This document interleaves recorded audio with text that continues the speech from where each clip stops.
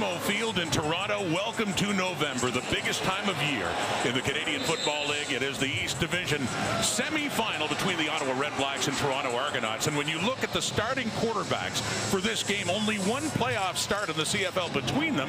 That belonged to Chad Kelly, Dwayne, a year ago in the East Final, and you know he wants to erase that memory today. Yeah, and I'm sure as much as it's not being mentioned by Chad Kelly or the Toronto Argonauts, this is very much about reversing his playoff reputation. That's how people see him, is the struggles against Montreal last season. Chad Kelly wants to show he's more the guy who is the most outstanding player, who led his team to a 16-2 record a year ago. As for Drew Brown, it may be his first career playoff start, but the fact is, this is a guy who has been to the Grey Cup every year as a Canadian Football League quarterback. He's learned his lessons well. He's an even-keel guy. Don't expect the stage to be too big for Drew Brown in this one. Bob Dice, only in his second full year as Ottawa's head coach, but he's one of the longest-serving members of the REDBLACKS, going back to 2016 when they won the Grey Cup in this very field. Brian Dinwiddie hosted a playoff game in all 4 years as the Argos head coach. The previous 3 were the East Division final. He, too, would like to erase the memory of losing to the Alouettes here a year ago. Devontae Dedmon came back into the Ottawa lineup 1 week ago against Hamilton. Critical player, especially on special teams, of course, and he is back there now. The REDBLACKS in their old Ottawa Rough Rider black uniforms, with the Argos in their powder blue, who won the toss, and they have deferred, so Ottawa to get the ball first. The second season in the Canadian Football League is about to begin. Off the foot of Lirim Hajrullahu, the East Division semi-final is underway. Comes down off the hop. It is taken by Khalil Pimpleton. And Jack Kazar, the special teams tackles leader, tied for the lead in the CFL, in on that one. Here comes Drew Brown. Yeah, as mentioned, first career playoff start for Drew Brown. The former Winnipeg Blue Bomber came over in free agency, has provided stability, leadership at that quarterback position for the Ottawa REDBLACKS, and now looks to take the next step with this team. A big contrast in these offenses running the football. Braylon Addison, a receiver, will start at running back. While the Argos love to pound the ball, the REDBLACKS mostly a passing team. We'll see that approach today here, and throwing for the first time, swinging it out to Justin Hardy. Second in the Canadian Football League to Justin McInnes in receiving yards, and Ottawa's nominee is their most outstanding player. We'll take a look at the rest of this offense. Jacob Ruby, the veteran, gets the start at left tackle. Dino Boyd on the 6-game injured list. He is done for the season. As mentioned, Justin Hardy, the number 2 receiver in the Canadian Football League this season. In his last 4 games played, he's gone over 100 yards receiving in each of them. Out of East Carolina, Justin Hardy picked up 2. Call it 1 and a 2nd and 9 here for Brown to throw to the right, and it is caught, and a first down. Deshaun Amos closing in there on Dominic Rhymes, but Rhymes comes up with the ball, and the REDBLACKS move up the field. Yeah, nice concentration here by Rhymes out on that wide side of the field. Long throw with Amos closing. Rhymes stays with it, able to haul it in for the first down. Big conversion, good start for Ottawa. Rhymes went over 1,000 yards for the 3rd time in his career. He first did it in his first go-around with Ottawa back in 2019. A 1st and 10 at the REDBLACKS 47. Looking for a better start in this game. And Brown is taken down. The sack. It is veteran Robbie Smith with the pressure there, and a 2nd down and long coming up for the REDBLACKS. We'll take a look at the rest of that Toronto Argonaut defense. Dominant defensive tackle tandem in Jake Ceresna and Ralph Hawley. 8 sacks apiece this season for them. Wynton McManus, most experienced member in that linebacking core. D'Arcangelo and Adeleke, both new to that group this season. Benji Franklin led all Canadian Football League players in pass breakups this year from his boundary corner spot. Loss of a couple of yards after that sack, so Brown in the 2nd and long. It is caught inside the 50 and down to the Argo 45, and another first down through the air. 2nd catch of the afternoon for Justin Hardy. Ottawa 2 for 2. Converting in these 2nd and long situations. Justin Hardy able to find a gap in that coverage, just sits it down. Drew Brown throws a strike. Again, the start so important for Ottawa in this ball game, given how the season series has gone between these two teams. The Argos 2 weeks ago scored in their first 4 possessions. There's another one to Dedmon. They get him in space. Devontae Dedmon looks like another first down for the Red Blacks. That's how they want to use that talent, known for his special teams, his return prowess, but they get him there with a little bit of room, and he picks up another first. Yeah, and Devontae Dedmon is listed on the depth chart as a running back. He and Braylon Addison, both very versatile, kind of unique skill set type guys that offer Ottawa a chance to do some different things offensively here today. They're down to the Argo 32 in scoring range now in a 1st and 10. Short pass again to Dedmon, again to the right. And once again, after the catch, he works his way up to another Red Black first down, and an impressive opening drive here for Ottawa. One of the keys to these kinds of plays, and we've seen a couple of them now, Dedmon catching the ball out in the flat. He's going to free release from the backfield on the left side of your screen. Watch the job that Dominique Grimes, Jalen Acklin are doing out in front, blocking to help Dedmon pick up another Ottawa first down. That one's intended for Khalil Pimpleton, and it falls incomplete. So a 2nd and 10 is coming up. Pimpleton, Ottawa's nominee for Rookie of the Year, and really only played barely half of the season, but certainly a force as a receiver and also in the return game. There on the far side, you see Tommy Condell, Ottawa's offensive coordinator. Significant changes, as mentioned, to his offensive lineup in the final weeks of the season. 2nd and 10 inside the Argo 20 for the Ottawa Red Blacks. Brown to pass again. It is caught. Braylon Addison with his first catch as he gets it down closer to the 10. And could be a 3rd and short coming up here for Ottawa, about a foot away. Just a little check down there for Addison. We're seeing him moving around, loosening up from the formation a lot, as Brown stays in offensively here. No one behind him.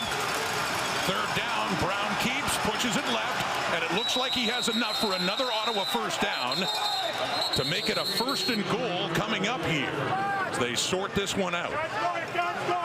Didn't need much. Loses his lid on that one.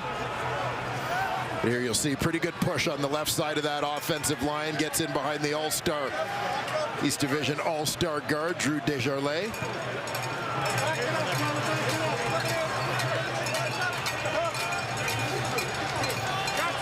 Nice movement there from he and Jacob Ruby. Now they're bringing the sticks in based on where the yard markers were before. It looked like they would have enough to get it, but it looks like a close measurement coming up here. And what a point this would be for the Argo defense. They stretch them out. 1st and goal, Red Blacks.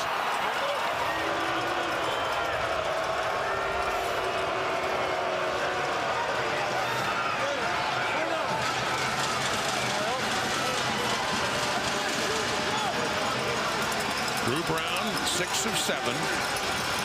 Throwing the ball a lot in this opening possession. As you know, Ottawa will. 10th play of the drive coming up here from the Argo 9. Red Blacks know they need a good start against this Toronto team. Brown inside the 5 and dropped. Intended there for the rookie Nick Martner. Drafted 2nd overall in 2024, but can't hang on and would have been inside the 5. Yeah, it just looked like this one handcuffed Martner a little bit as he's going to the turf to get it. Trying to get his hands in position to keep that one from getting into the pads where it takes that hard bounce. Just unable to adjust to that one. Slams a hand to the turf. 2nd and goal coming up. Empty backfield. Brown under pressure. Gets away. Derek Parrish chasing. And it hits the turf before Jalen Acklin in the end zone. So in that first and goal, they had 2 plays to reach it. They could not. So it's a 3rd down coming up, and Lewis Ward will come on to see if the Red Blacks can get the first points of this game. Yeah, and I'm sure Jalen Acklin was the primary receiver on this one. It was a bit of a double move, and out and a quick up. Brown had him early, but because of pressure, it takes the quarterback out of his rhythm. Tried to get it to him late, but by that time, wasn't able to get a good throw. So Ottawa's 2nd down success came to an end.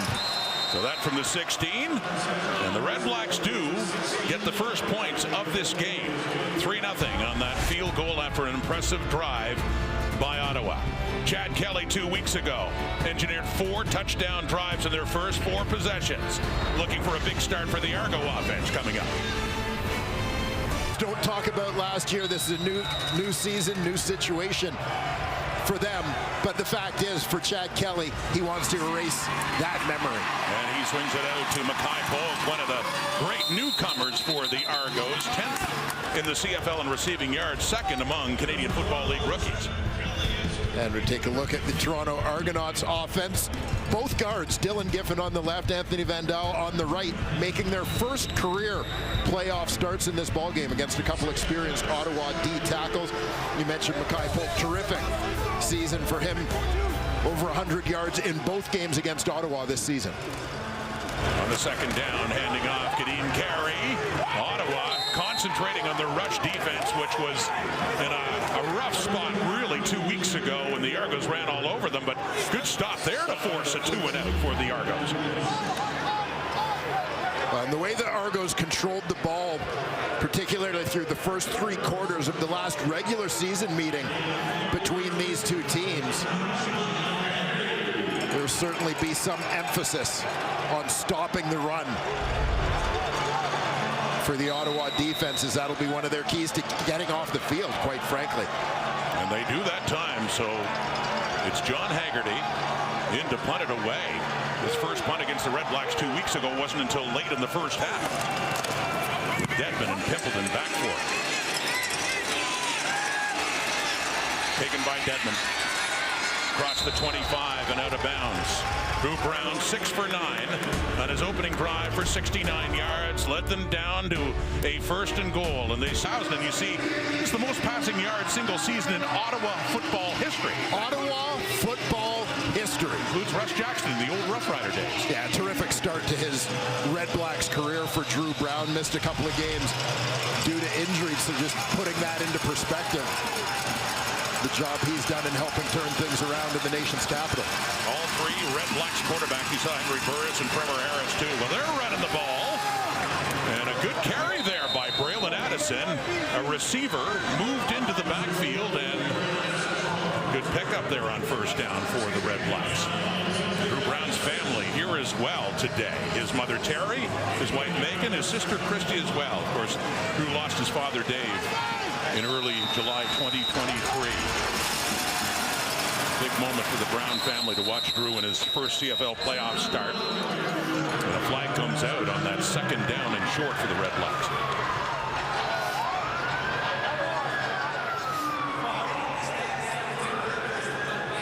Defensive offside.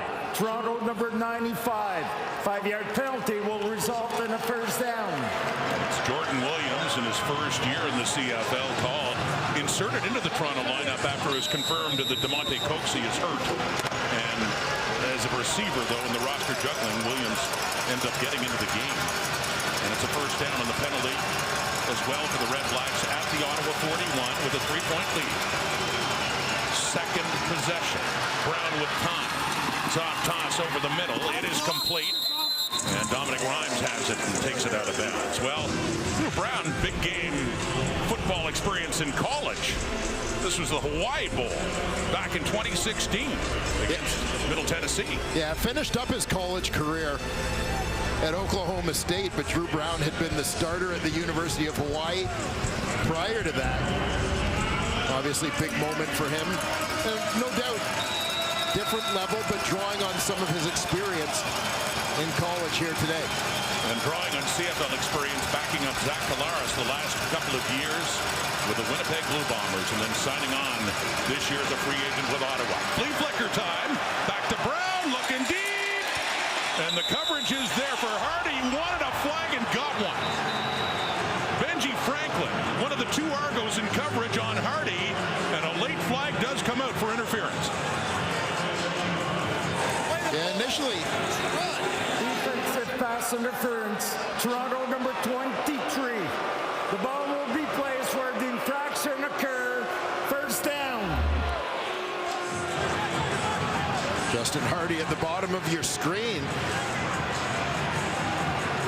See Addison take the handoff, flip it back. I thought the coverage was pretty good. Benji Franklin stayed in good position, didn't really bite on the run fake, but just got a little too handsy with the receiver, and that's the call. The big first down to the Argo 30, taking the handoff and dumping it out to Hardy. And he cuts it back and picks up a few yards there, but that was a 32-yard pickup on the interference penalty to get the Red Blacks back in scoring position in Argo territory. A lot of talk in the lead up to this game about the difference between these two teams in terms of their respective run games, and obviously a different look for Ottawa with Braylon Addison at the running back spot. And what we're seeing early is just a different approach to the high percentage of a traditional run game. Right. With some of the passes we're seeing to Hardy and to Dedmon, to Braylon Addison as well. Just short, quick passes that are an extension of the run game as opposed to handoff. 2nd and 7. It's caught. It's Addison, and down closer to the 20. That'll be close to another first down. You're right. We talked to Drew Brown about that and just how important is it to run the football in the CFL. And it depends on the skill set of your players, and this is the way they're using them here, even out of the backfield. Yeah, and it's been interesting to watch, even just the pre-snap motion. Looks like another first down on that keeper by Drew Brown. Because of the personnel that Ottawa is using, as mentioned, you can have Braylon Addison on the field as a running back or as a slot. You can have Devontae Dedmon, same thing. He can be the running back, he can be a wide receiver. So the challenge for Toronto defensively is that Ottawa can be in a full receiver 2-back set. They could be in a 5 receiver 1-back set. They could go empty, full spread with 6 receivers with the exact same personnel on the field. Right now, they have Addison back there and Dedmon. And Dedmon gets the ball, and he's going nowhere. They have that one stuffed right at the 20, pushing Devontae Dedmon back. Falerindo Rimolade. His second year with the Argos. Part of that great defense last year with Toronto, helping the Argos to a 16-2 record. And there you see the co-defensive coordinators. The Toronto Argonauts, Kevin Iben, longtime Argo linebacker, and William Fields, defensive back. Broke into the league with Calgary, spent some time in Winnipeg as well. Those two moving up in those positions to replace Corey Mace, who went on to become the head coach of the Saskatchewan Roughriders, who has a big game today later.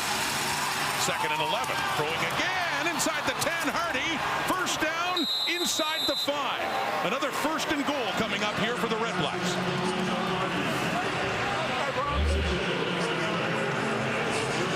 Justin Hardy working out of the slot into the boundary. Time Braylon Addison loosens up as if it's going to be trips into the boundary, comes back in. There's a running back, part of the protection scheme there. The check release for him. The strike to Justin Hardy sets the Red Blacks up in close. And a much different start to this game than the one 2 weeks ago. Dustin Crum in at quarterback in the 1st and goal. Takes the handoff, keeps himself. Running QB, picks up about a yard there. 2nd down and goal coming up. And it wouldn't be surprising at all, again, given the sort of running back by committee and the creativity involved, to see an expanded package involving Dustin Crum in this one as well. Terrific rushing quarterback, led the all CFL quarterbacks in rush yards in 2023.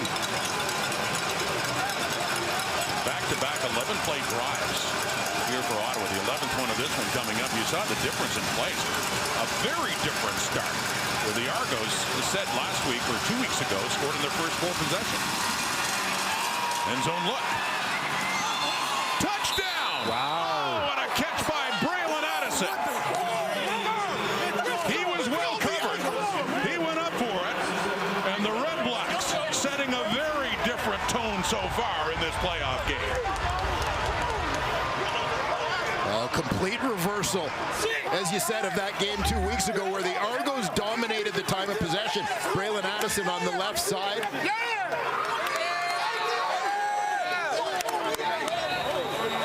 Essentially picks that one off the nameplate of Royce Metier, who was in coverage. Nice adjustment to the ball there by the veteran Braylon Addison in his 6th CFL season. With Metier right there with him. Addison and a big touchdown and a 10-point lead in back-to-back drives of 11 plays each. First the field goal, then this. Touchdown Addison. Red Blacks on top. Out of the backfield, work towards the corner, the free safety. Royce Metier is following him. It looks at the tail end of this one. Ball's in the air. As Metier gets his head around in time, but the ball actually thrown behind the defender as you see Addison adjust, reach over top to make the grab. In his 6th year out of Oregon, started his CFL career with the Hamilton Tiger Cats. Just like Jalen Ackland is shaking his hand, but what a big moment for him. And this touchdown for Ottawa as Richie Leone kicks it off. Goes to Janarian Grant inside the 20. And he gets up across the 40. So for Tommy Condell, Drew Brown, and the way that they've been using all their offensive weapons so far, assertive, much different than 2 weeks ago for the Red Blacks offense and a 10-0 Ottawa lead. On the sidelines, but knowing the energy of this team, that fast start, what kind of leadership role have you tried to play to get your team ready for this week? I know you've been DJing at practice too. Yeah, just making sure that I'm bringing the same energy that I was bringing on the field. That's why the DJ thing started, right? I want to be the party starter at all times, no matter what I'm doing. But it's important for them just to feel my energy, feel my presence. And they've been doing a hell of a job this week. Hell of a job of week at practice. Energy's been high, the playoff game, and we're ready to play today. It looked really jittery on the sidelines. I saw Lorenzo Malden and Darius Bladdock kind of almost looked like they were going to fight each other. They were getting ready for this game. Take us through the pulse of what this team is feeling right now, especially being up 10. It's really unexplainable right now. I mean, the energy in the locker room, we felt it. It's the playoffs. We ready to have some fun. We ready to dominate today. And I mean, as of right now, that's exactly what we're doing. Thanks, Darius. Wish you were out there. Thank you. I wish I was too. You can be sure the Red Blacks wish that too. And hey, just because he can't play doesn't mean he can't keep starting the party. The Darius Pickett. First down Argos on that pass to Kevin Mittell. Another one. Another catch too. Mackay Pope down at the Red Blacks 35. So Chad Kelly and the Argonaut offense in response down 10, working quickly down the field. Yeah, tremendous response here by the Argonauts, and a beautiful throw here from Chad Kelly. Nice placement to his leading receiver, Mackay Polk. Those two really catching fire down the stretch this season. Polk's numbers really jumping off the page in the last 6 games. Back to the ground, Kadeem Carey trying to push it down closer to the 30.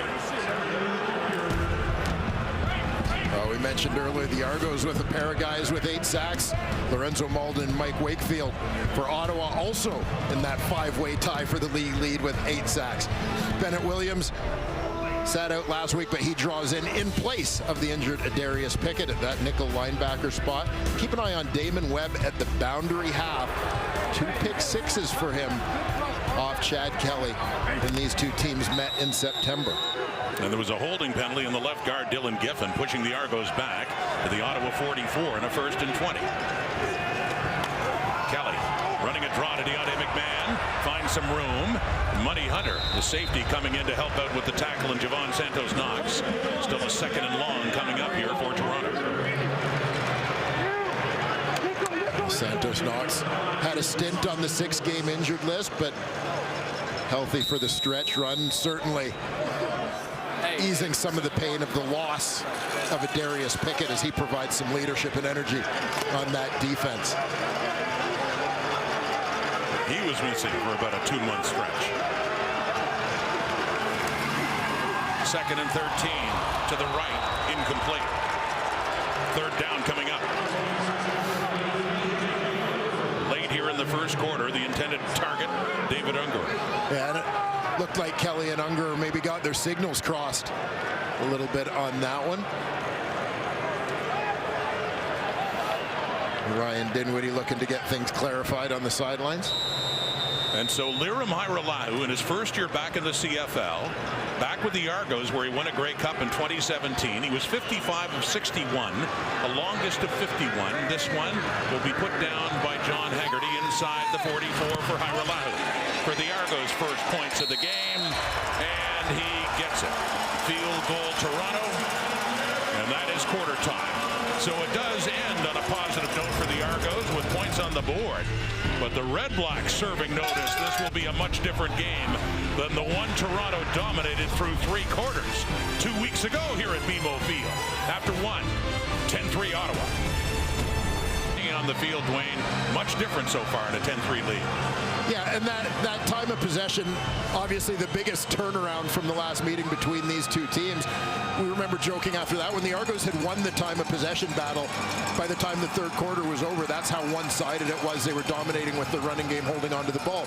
Again, people wondered whether Ottawa, without a traditional run game, so to speak, would be able to sort of even out that time of possession, stay on the field, keep the Argo defense out there for extended periods. But they've demonstrated with their high percentage passing game, some creativity offensively, that so far they have been able to accomplish just that.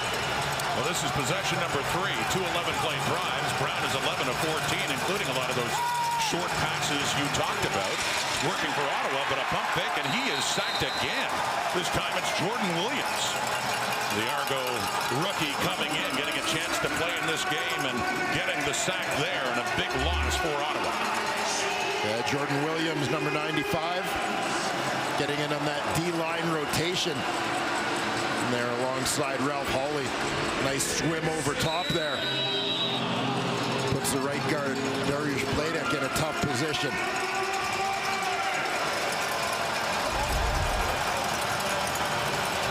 Not to be confused with former national linebacker Jordan Williams, who retired after last season and had been with the Argos. 2nd and 20. And dumping it over, coming across is Pimpleton. Again, trying to get these speedy, athletic receivers in space, see what they can do after. But that time, not nearly enough. Still a 3rd and 10 coming up. But back to the original line of scrimmage. And Richie Leone will come on to punt it away. Argos at least stemming some of that Ottawa momentum. The good offensive drive that put 3 points on the board. Followed up by this 2 and out provided by the defense. We'll see what Janarian Grant can do here on special teams. Leone standing at his 25.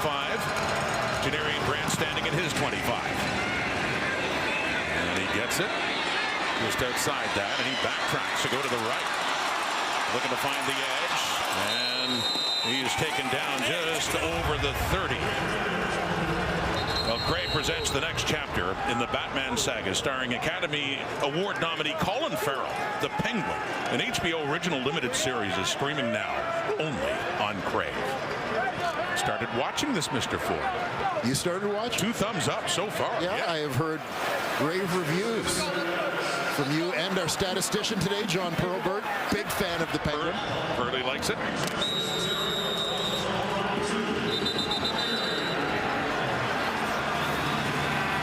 First and 10 at the Argo 32. The last time they had the ball. Late in the first quarter, drove down and got in range for a Lirim Hajrullahu field goal. But so far, on both sides of the ball, it's been a different story compared to that last meeting. Because both of the regular season meetings were one-sided in the first half. The one in Ottawa in Week 14. At halftime, the Red Blacks led 31-3. Trying to run, and again, one big difference you're noticing so far is the run defense for the Red Blacks. Well, DeMonte Coxey, one of their top receivers, and suffered just a terrible knee injury last week against the Edmonton Elks. There you can see that leg getting whipped around. Coxey been practicing, worked out prior to this game. Game time decision. Argos deciding to hold him out of this one. He's not quite there. 2nd and 9. Oh, Kelly's hit hard. Sacked. Lorenzo Malden coming in. Not only took Kelly down, but he really decked him. And Kelly taking a knee again, needing some time before he does get up to walk off the field.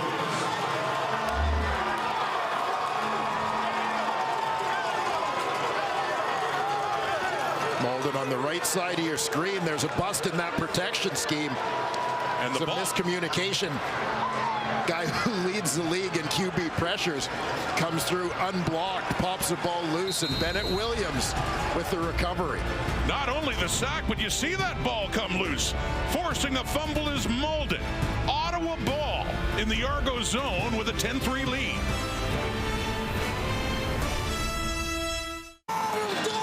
Lorenzo Malden comes up big.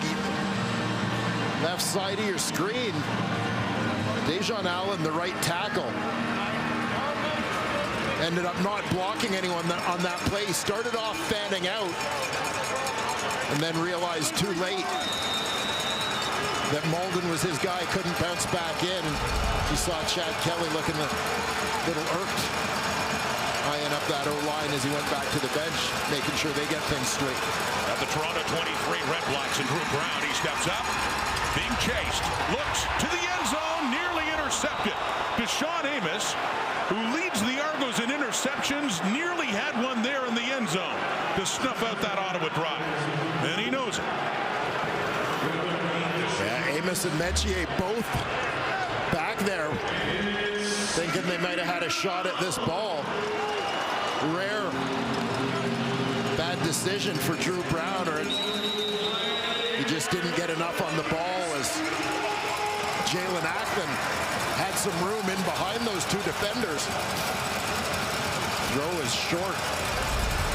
Ottawa lucky to avoid the turnover there. Metier might have had a shot at it with Amos deflecting it in front of him. 2nd and 10 at the 23, and it's whistled down before the snap of the football, and a flag comes out. Down violation, Ottawa number 3. This is a 5-yard penalty. It remains 2nd down. As announced by the referee Andre Proulx, as it goes back to the Argo 28 now for 2nd and long.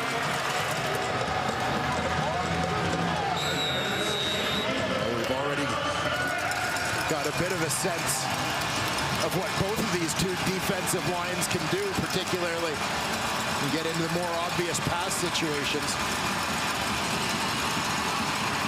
4-man rush. It's complete. It's Nick Marner inside the 15. Puts his head down, and he gets close to the 10, and it looks like a first down for the Red Blacks on that 2nd and long conversion. A nice effort here by big Nick Marner after the catch.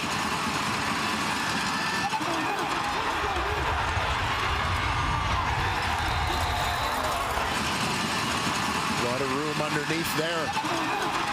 Big target, 6'6", just coming on the under route from the wide side of the field.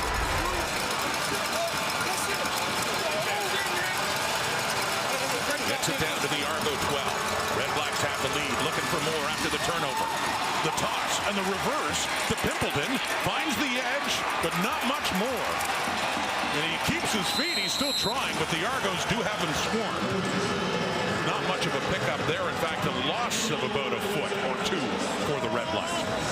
Yeah, trying to get one of their fastest players out in space on the wide side of the field. But good disciplined defensive play here by the Argos not to be fooled. Get all the flow going to the right. Bring Pimpleton back the other way. But Deshaun Amos, the Argos nominee as most outstanding defensive player, there to make a play on it. Dustin Crum is out. Drew Brown back in. He's got lots of time. All day running going around and then going to the right, and he was targeting Addison. And a late flag does come out after that one goes incomplete. I wonder if this may be illegal participation.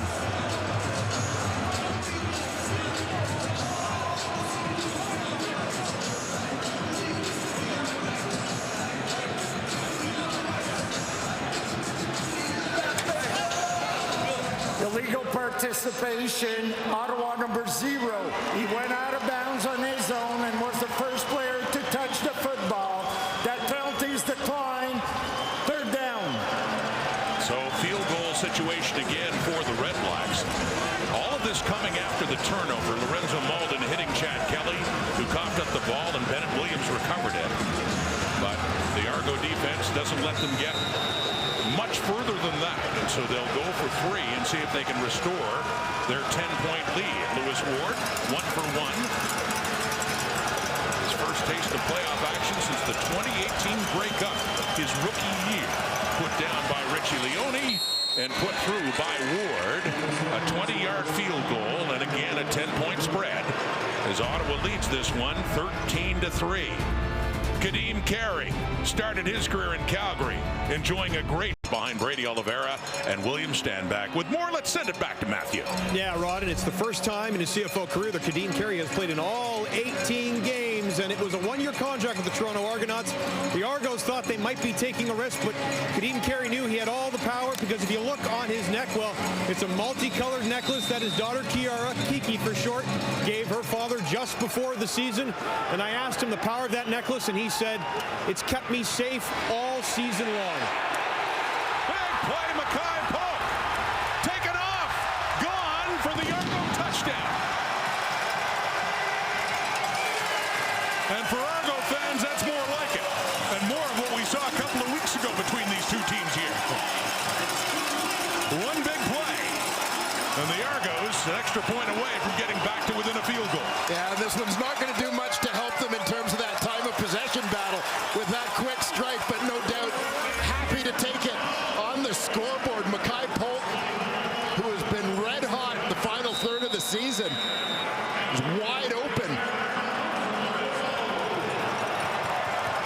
Down that seam, Chad Kelly, always happy to take a shot at the big play. Comes through with the throw on that one. Harrell with the extra point. And that has been typical of this Argo offense. They showed signs of that, of course, last year as well, that they can strike quickly with big plays, and they certainly do there to get right back in this 70-yard touchdown catch. Chad Kelly to Mackay Polk.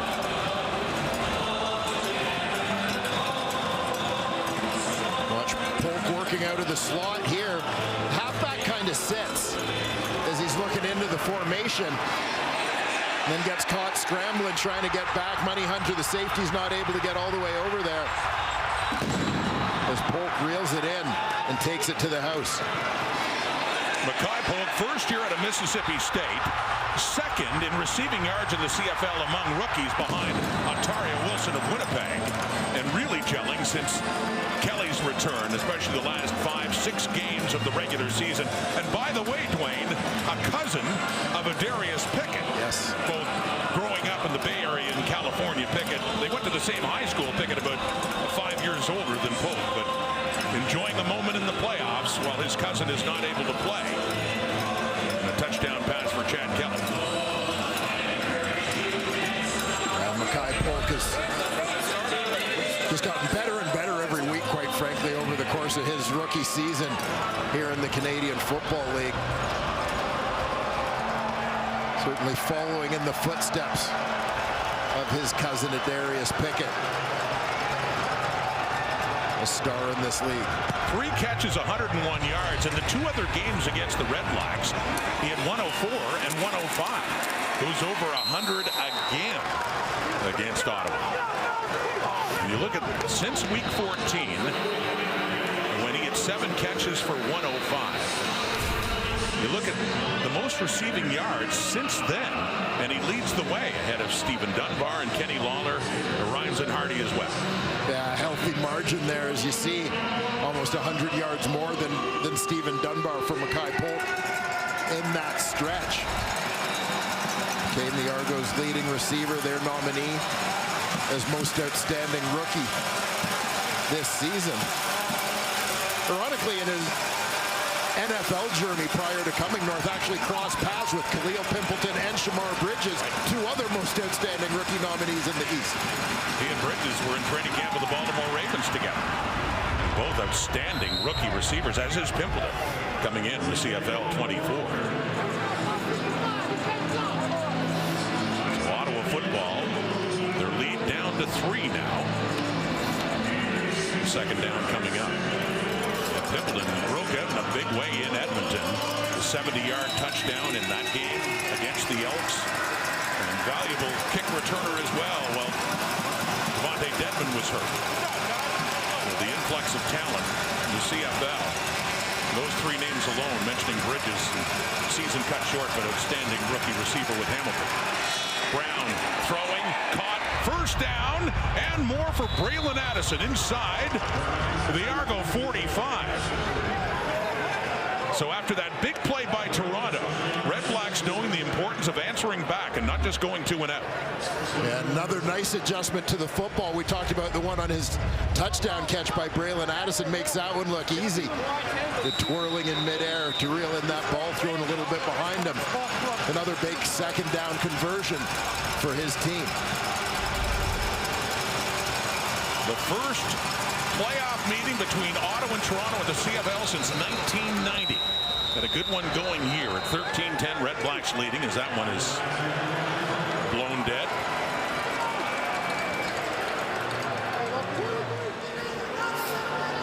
Illegal procedure. Ottawa number 61. 5-yard penalty. We'll put him 5 yards further back. Braylon Addison's mentioned starting in Hamilton, a great year. Great compliment to Brandon Speedy Banks with the Ticats back in 2019.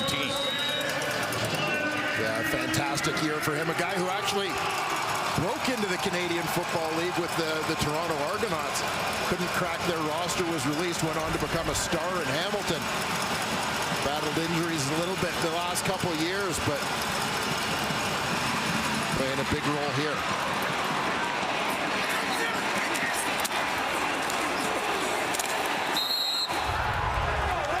We'd like to welcome viewers from TSN 5 and watching now canceled F1 qualifying. Rod Smith, Wayne Ford, Matthew Shinetti. Here's the CFL's Eastern Semi-Final. The Ottawa REDBLACKS with a much better start against the Argos in this game.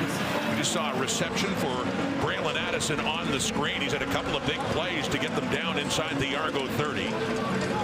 And a 1st and 10. Ottawa's offense much different in the first half than it was against the Argos the last time they met 2 weeks ago here at BMO Field. Drew Brown, the Ottawa quarterback in his first year as a CFL starter, taking the handoff, rolling to the right, completing it to Khalil Pimpleton, who's trying to break more inside the 25 after a pickup of about 3 yards. The second down coming up, Royce Metier in on the tackle. Now Ottawa again off play action, trying to get the ball to Pimpleton in space. Delacaye and Metier rally into the football to make the play. The Argos leader in tackles. Out of the University of Guelph, started his career in Calgary, Royce Metier. On a 2nd and 6 at the Argo 23. After giving up that quick touchdown to Toronto, the REDBLACKS coming right back at a 4-man rush, throwing to the right.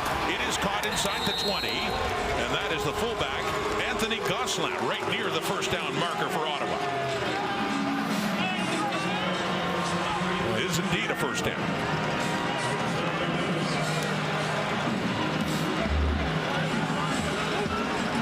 Gosselin loosening up from the formation there. Just a quick out. See the linebacker, D'Arcangelo, sitting inside, leaving Gosselin a little bit of space to operate. A rare catch for Gosselin, but a big one there and a first down. Handing off to Addison, and he is tackled by Isaac D'Arcangelo, the weak side linebacker, after a pickup of a couple of yards. And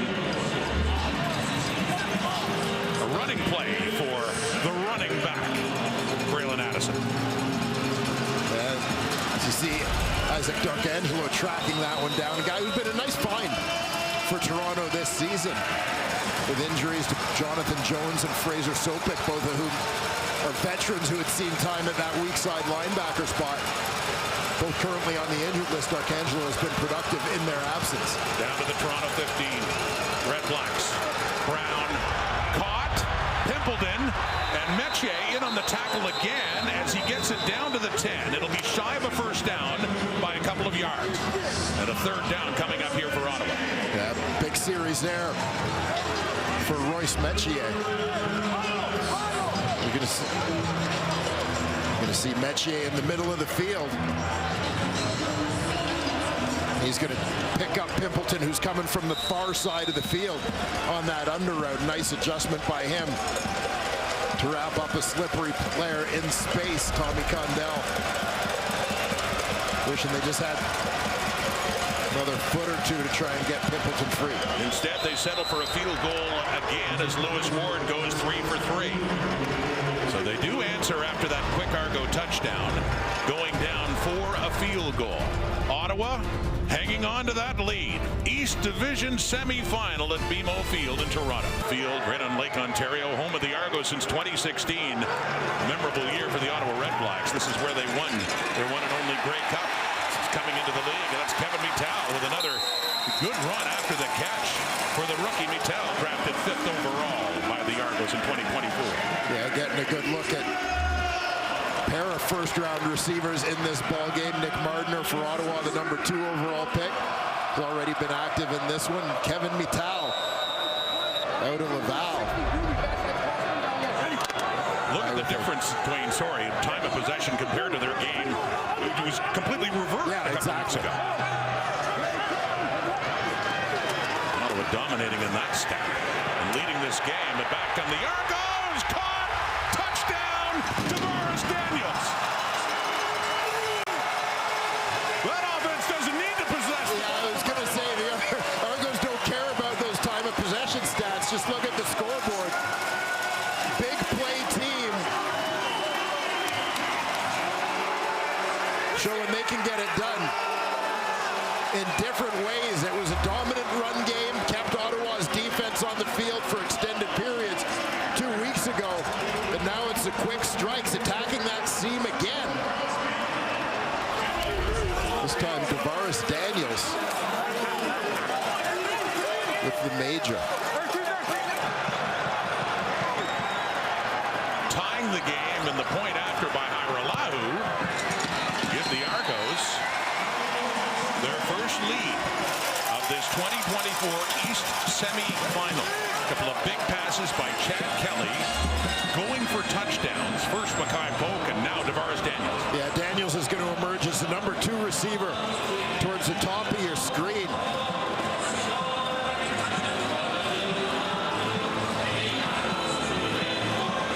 Inside man.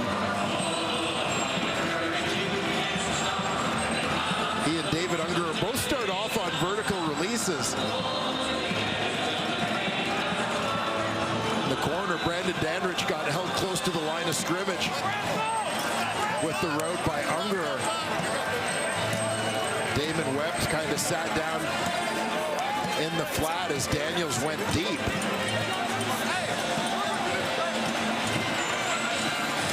Kelly finds him for the Argos' second big play touchdown. Says it all for Ottawa REDBLACKS and Coach Tommy Condell with his offense getting set to take over again after that quick Argo touchdown. Tavares Daniels in his 8th year at Notre Dame started with Calgary Rookie of the Year in 2016. Later went to Edmonton. This is his 4th year in Toronto and over 1,000 yards receiving last year, limited to 622 in the regular season this year. But another big playoff touchdown. Daniels, shorter kick down at the 30. Gosselin has it, and he is tackled by Jack Cassar, who is the special teams tackles leader along with A.J. Allen of Saskatchewan this year.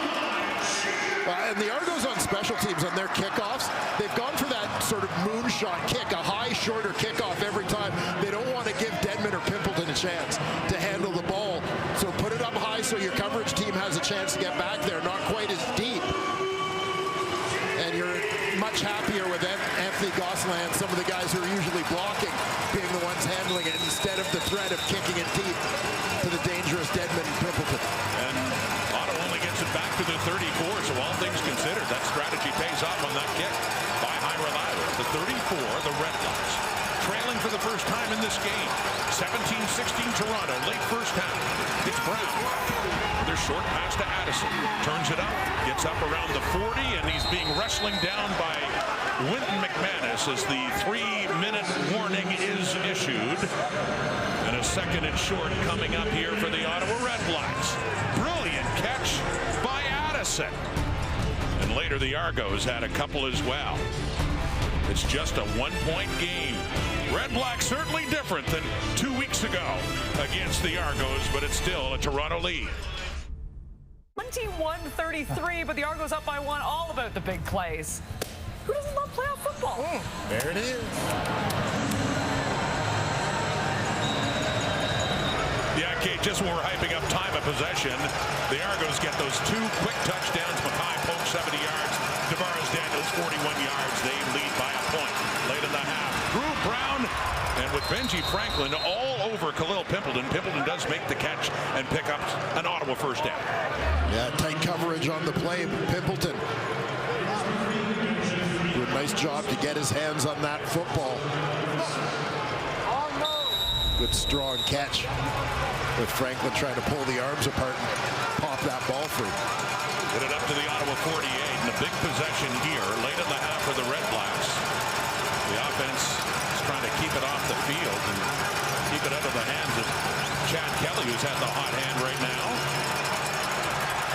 Brown scrambling around, gets rid of it, and coming back to the ball is Pimpleton, shy of a first down, but it will set up a second and short for Ottawa across midfield. Yeah, solid first down pickup there for Ottawa. Drew Brown getting on the move, using his legs to extend the play. Nice job by Pimpleton making himself available to his quarterback on the scramble. Another completion for Brown. He is 21 of 26 for 205 yards and a touchdown to Braylon Addison. Productive first half for Brown and the Ottawa offense. Just inside the Argos zone of the Toronto 54. Second down, handing off. That's Addison, and he had to get up just a couple of yards. It looks like he has enough for another Ottawa first down. Indeed he does as the sticks move. Take a look at the blocking up front. The fullback Gosselin is a tight end on the left side. Addison spots his hole, knows the situation in terms of down and distance. Recognizes just plunging forward. Get him a fresh set of downs. The Montreal Alouettes are awaiting a winner in this game in the Eastern Final next week. Late in the half, it is caught and ripped out with him still up. And do the Redblacks get the ball anyway? Argos thinking they have it.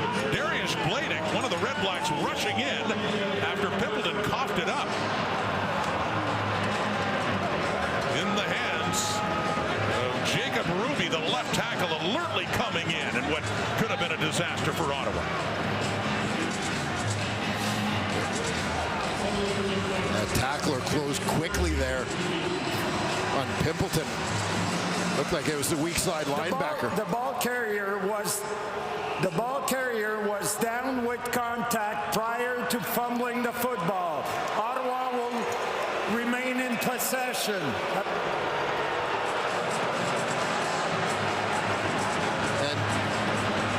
It looked like his right knee was heading towards the turf. Whether it actually touched or not, we'll try and get another look here. In the meantime, the Redblacks are going to try and get the ball snapped. Absolutely. Right knee touches down. Great call by the officials. Excellent call. They got it, and it's still Ottawa ball, and it's right at the 45. And that is caught. And it's a first down for the Redblacks.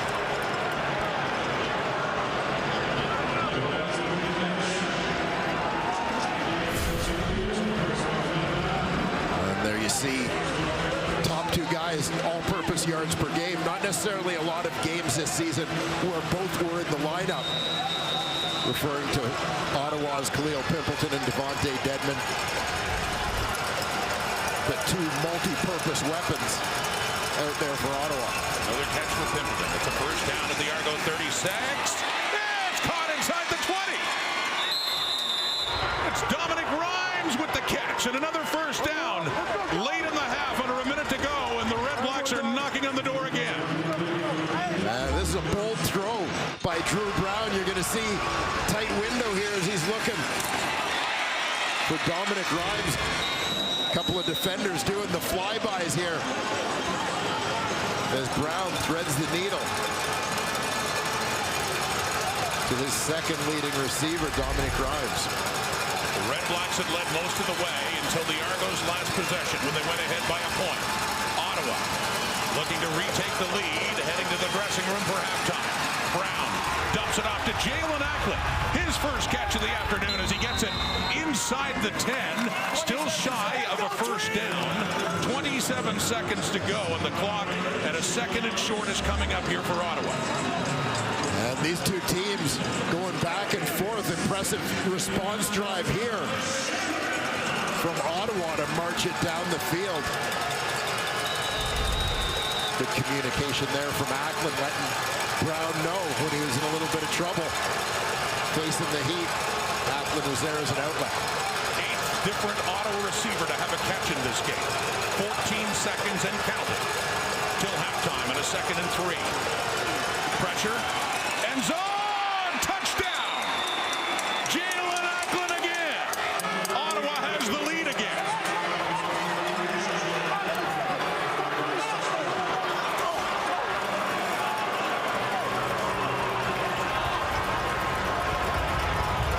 Terrific clock management, excellent execution. Acklin on the left side of the screen, fakes out, bends in behind the goalpost. Nice timing there as Drew Brown has been money in the first half for the Ottawa Redblacks. Jalen Acklin, 5th year out of Western Illinois. Mentioned started with Hamilton. Appeared in a couple of Grey Cups with the Ticats before signing on with Ottawa as a free agent. And as a playoff touchdown catch for the Red Blacks, and Drew Brown, 26 of 31 for 256 now. And 2 touchdown passes. And we hadn't had any reason to say Acklin's name until a couple of plays ago when he caught one for 7 yards to get him closer, and then that touchdown. Yeah, Jalen Acklin looking to create a little drama. He's on the left side of the screen. You'll see him appear in behind the goalpost. Going deep. Kind of a double move. Initially shows quick out, and then takes it vertical.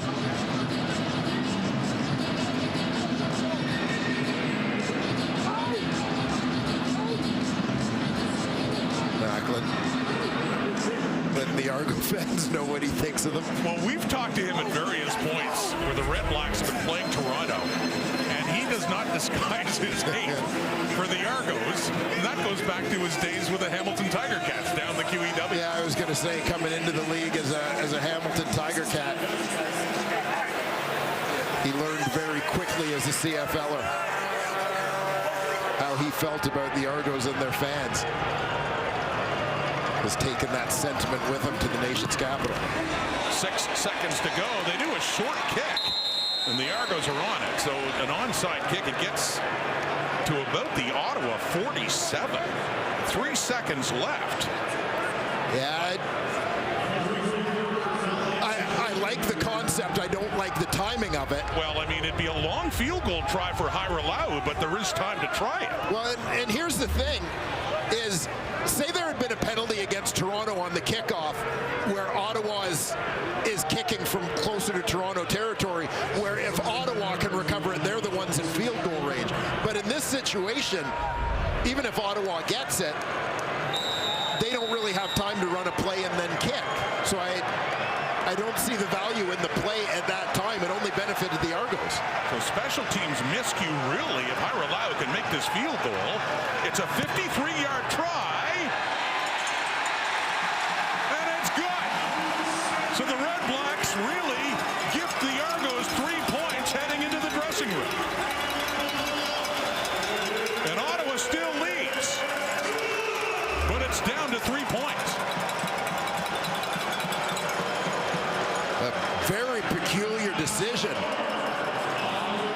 Ottawa in that situation, you know, it didn't look like Leone was trying to drive it deep.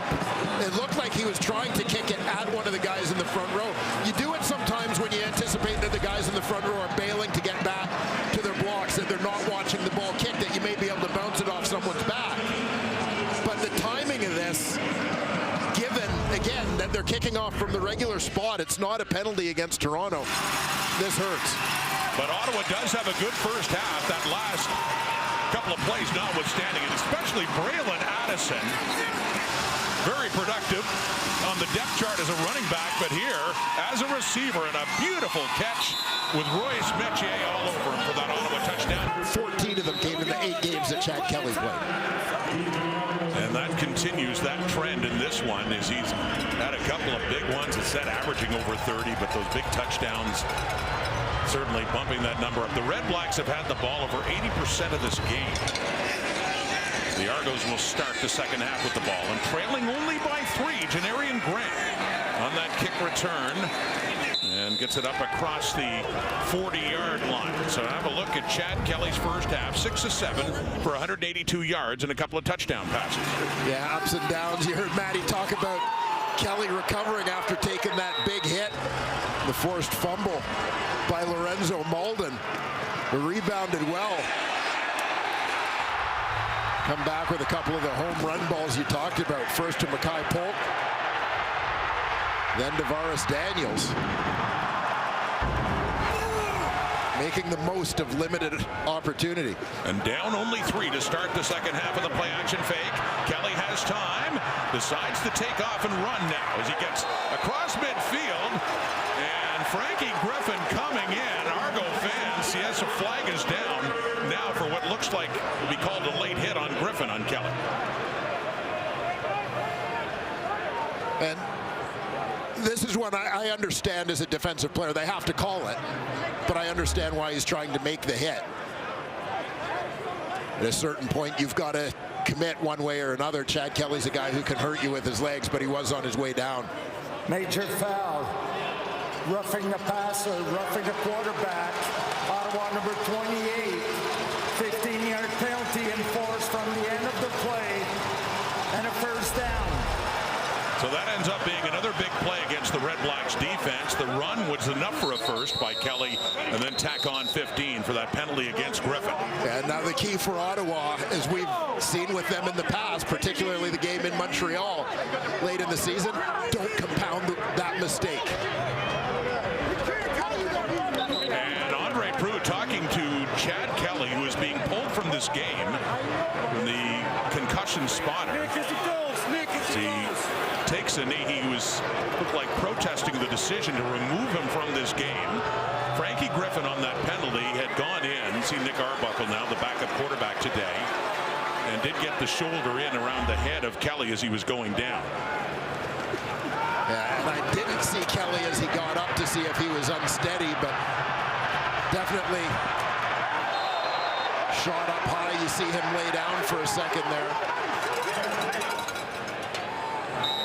So the spotters doing their job to try to protect the player. Frustrating as it is for Chad Kelly in this moment. So Nick Arbuckle is in for how long we don't know. Last week in the victory or loss in Edmonton, he played a lot in that game, relieving Cameron Dukes. Kelly didn't start. That's the run there by Kadeem Carey. Arbuckle's numbers. In that loss in a close game in Edmonton last week, he was 22 of 32 for 378. 2 touchdown passes, 1 intercepted. Yeah, Cameron Dukes started that ball game. He got banged up. Arbuckle came in, went the rest of the way.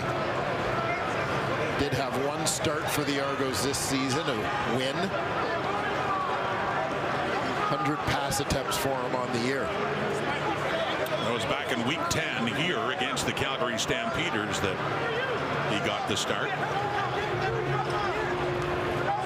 The last 2 touchdown possessions, a good place to start at their own 40, and yeah, they needed only 3 plays combined. That 1 big one to Mackay Polk, and then the 2-play drive ending with a touchdown to Tavares Daniels. How's that for efficiency? 140 yards of offense, 2 touchdowns in 50 seconds. Well said. Who needs to worry about time of possession if you can keep doing that? Yeah, your defense may not love it. We'll see as this game goes on. It's Nick Arbuckle in, handing off again. Kadeem Carey, biggest run of the afternoon. The Argos only ran the ball 3 times in the first half. That's one of the top running teams in the Canadian Football League. Yeah, nice job. Couple receivers blocking there. David Unger, maybe the smallest guy on the field right now, had a great kick-out block right at the point of attack here to spring Kadeem Carey. And Chad Kelly has emerged from the tent, being examined, taken off the field for concussion protocol. And obviously looking helmet on to get back in this game. Still Argo football on a 1st and 10. Back to the ground again.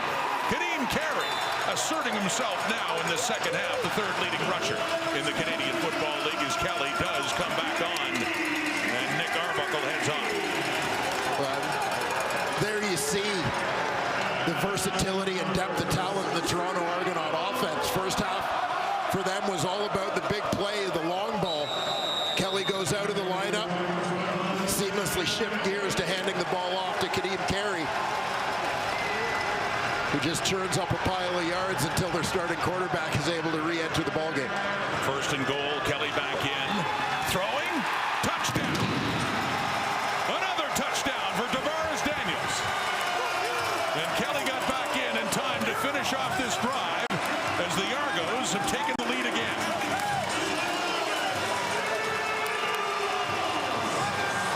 And we've talked about this before.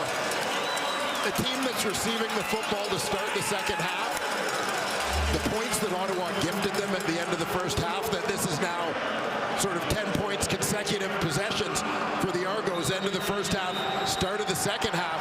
They make the most of it and reverse the scoreboard, basically. Go from Ottawa being up by 6 to being down 4. Ira allowed the extra point. Tavares Daniels had 2 touchdowns in the regular season. In this Eastern Semi-Final, he has 2 touchdowns, including that one. 27 receiver. Not a lot of catches, but he's making the most of them, Dwayne. Yeah, he sure is. Caught the bomb from Chad Kelly in the second quarter. The Argos' second touchdown, and opens the third quarter with his second touchdown catch of the day, this time a short one. Big year last season, as you mentioned earlier, Rod, for that combination of Kelly to Daniels. Tavares with his first career 1,000-yard season last year. But they're finding their way at just the right time of year now. 2 catches, 2 touchdowns. Tavares Daniels, Khalil Pimpleton on the return across the 40, and then stopped right around the 43. Chad Kelly ultimately throws the touchdown pass, but he was off for a few plays after that hit by Frankie Griffin. Upset he had to leave for concussion protocol, but after a few plays was able to come back on and finish off the drive. And then had that moment afterwards with Andre Prue, the referee, explaining he had a job to do with concussion protocol. Yeah, Said he had to leave. And I'll tell you, that goes a long way with coaches and players. It's just the official taking the time to sort of explain what the situation was. Andre Prue couldn't really do that as Chad Kelly was coming off the field. But with the commercial break TV timeout, good job by Andre to get over there and make sure it was clear. Drew Brown has completed 14 straight passes. When he last was on the field, and it was a touchdown, Ottawa had a 6-point lead, and then that bizarre short kick led to a last play of the half field goal for the Argos, and then they drove for the touchdown to open up the second half. Short yardage, and that's 2nd and 1. Drew Brown, though, very effective first half, throwing for 267 yards in that first. Yeah, and the key for Drew Brown is, you know, we've all talked, whether it has been us here in the booth or the guys in studio, about the non-traditional ball control offense for Ottawa. It all hinges on Drew Brown being accurate with the football, and he was certainly that in the first half.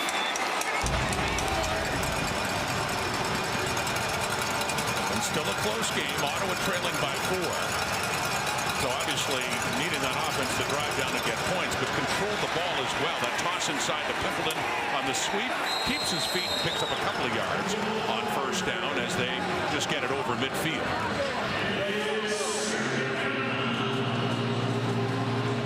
You notice on some of the runs to Pimpleton, just because of his size, he's not really a guy who's really able to run through tackles. So if Toronto's able to get a little bit of traffic there, they're doing a pretty good job slowing him down. So by remaining disciplined, not leaving him too much open room to use his speed, they've been able to contain Pimpleton on some of those plays so far. 1 yard gain for the rookie from Central Michigan, Khalil Pimpleton. 2nd and 9. Brown standing back, gets rid of it. No, intended for Rhymes down at the Argo 40. It falls incomplete, and 3rd down. The punting unit will come on for Ottawa.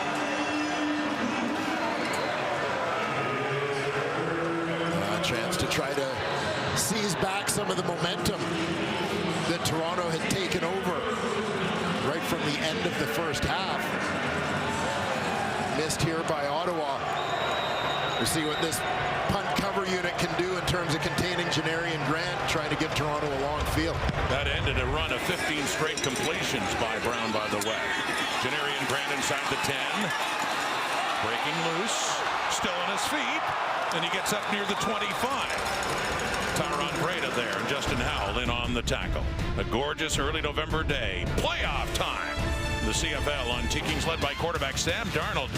This was the Cotton Bowl. Back in 2017, Darnold was picked off for the touchdown by Damon Webb, who went on to the Canadian Football League, starting in Saskatchewan and moving over to become a member of the Ottawa REDBLACKS. Pick 6 for Damon Webb. Had a couple of those this year in the first meeting against Chad Kelly and the Toronto Argonauts back in Week 14. The TD plays in Ottawa. 1st and 10. Argo ball. Kadeem Carey on that rush. And this is what I'm talking about, which is a great start for the REDBLACKS in their first meeting of the year against the Argos. Yeah, a couple of first half pick 6s for Damon Webb in that ball game. First one coming as he breaks up an intended hitch screen. Second one, he takes it the distance. There you see multi-pick 6 games for Damon Webb against a couple pretty good QBs. Kelly's looking deep again. Coverage there. It's caught by Mackay Polk. Oh my goodness, inside the Ottawa 25. Every big play has been counting so far for the Argonauts.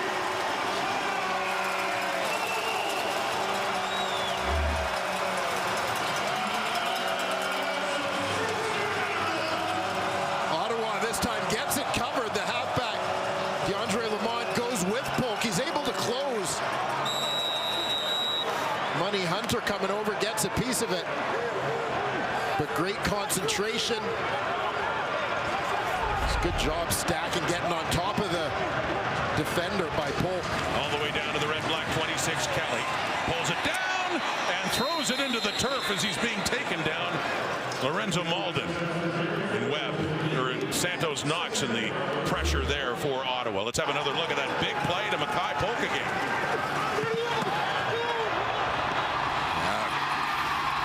Toronto killing the Ottawa secondary with the deep ball. DeMonte Coxey loving it on the sidelines. Mackay Polk has 4 catches for 158 yards. That 70-yard touchdown. Another big play there to get it down to the 26. It's a 2nd and 10. The Argos with a 4-point lead. Looking for more very quickly. 4-man rush. Kelly with time. It is caught. Just shy of a first down. That's the first catch in this one by Jake Herslow. In just his 2nd CFL game, he made his debut last week in Edmonton to wrap up the regular season and caught a touchdown pass from Nick Arbuckle. Yeah, spent a little bit of time in Saskatchewan last year. Most of this season on the Toronto Argonauts practice roster. This is a guy they really like, but haven't had an opportunity to get an American receiver in the lineup. But with Coxey a late scratch today, he was brought on for insurance and gets the start. 1st and 10, faking the handoff to Carey. Kelly takes off again. Touchdown.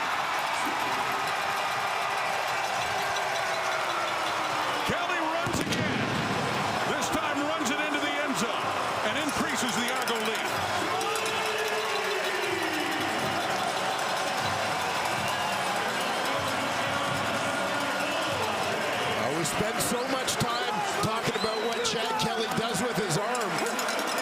And the big throws, this is the underrated part of his game. Very effective runner.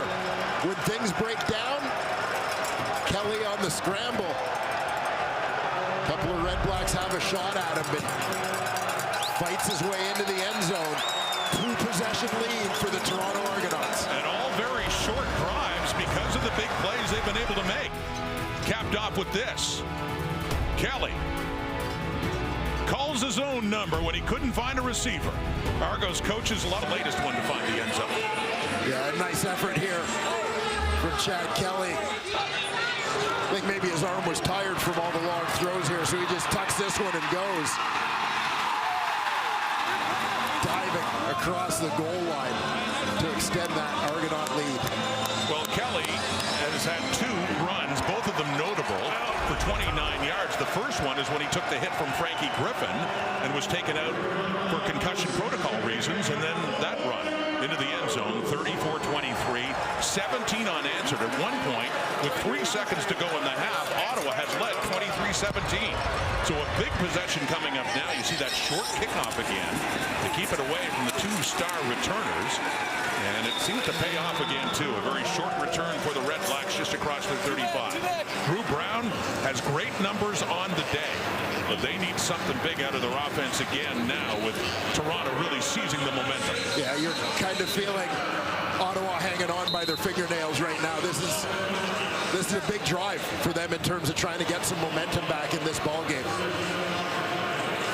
As mentioned, Brown had completed 15 straight passes going back to the first half, and that streak just coming to an end with his last throw in the previous possession. They have it at the 37, trailing by 11. It's Jack Cassar, their special teams leader, getting some attention.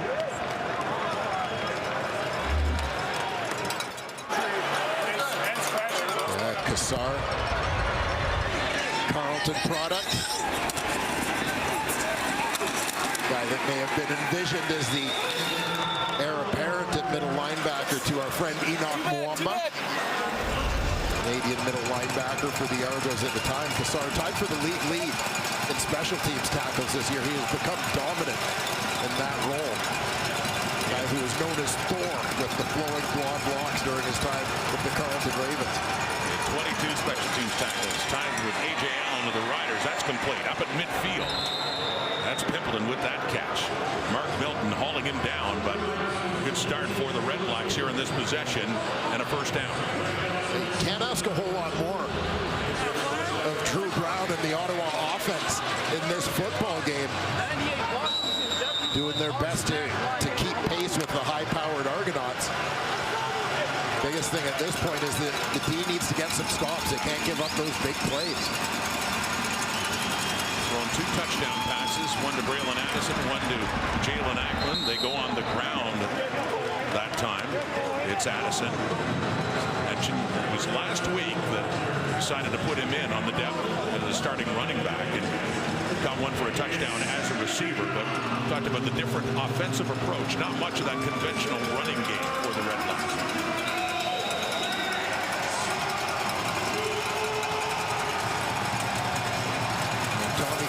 Not a stranger to being creative during his time in Hamilton. They weren't always the team that relied on having a high volume feature running back.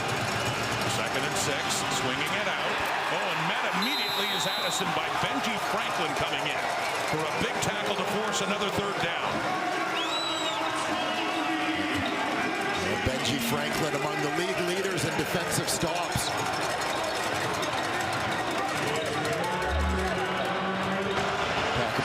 Resulting in no gain for the offense. Damon Webb and Benji Franklin top.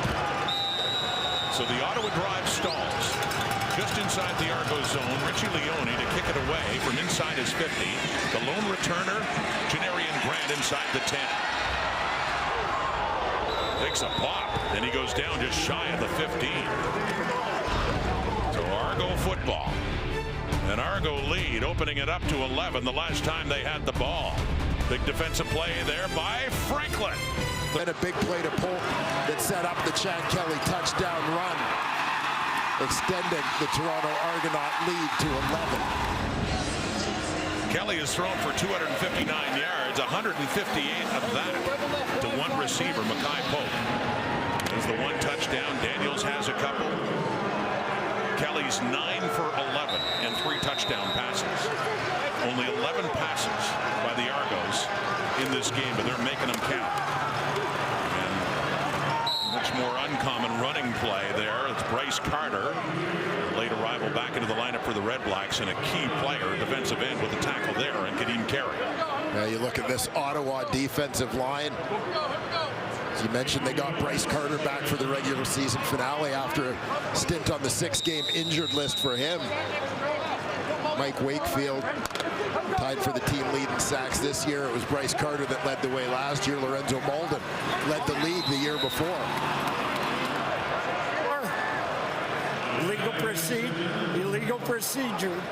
Illegal procedure. Toronto number 64. 5-yard penalty. It remains second down.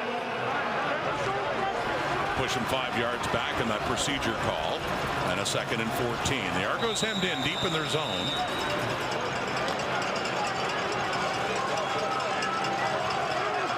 Still a 2-possession game, 11-point difference now. And once again, the whistle blowing before the snap of the ball.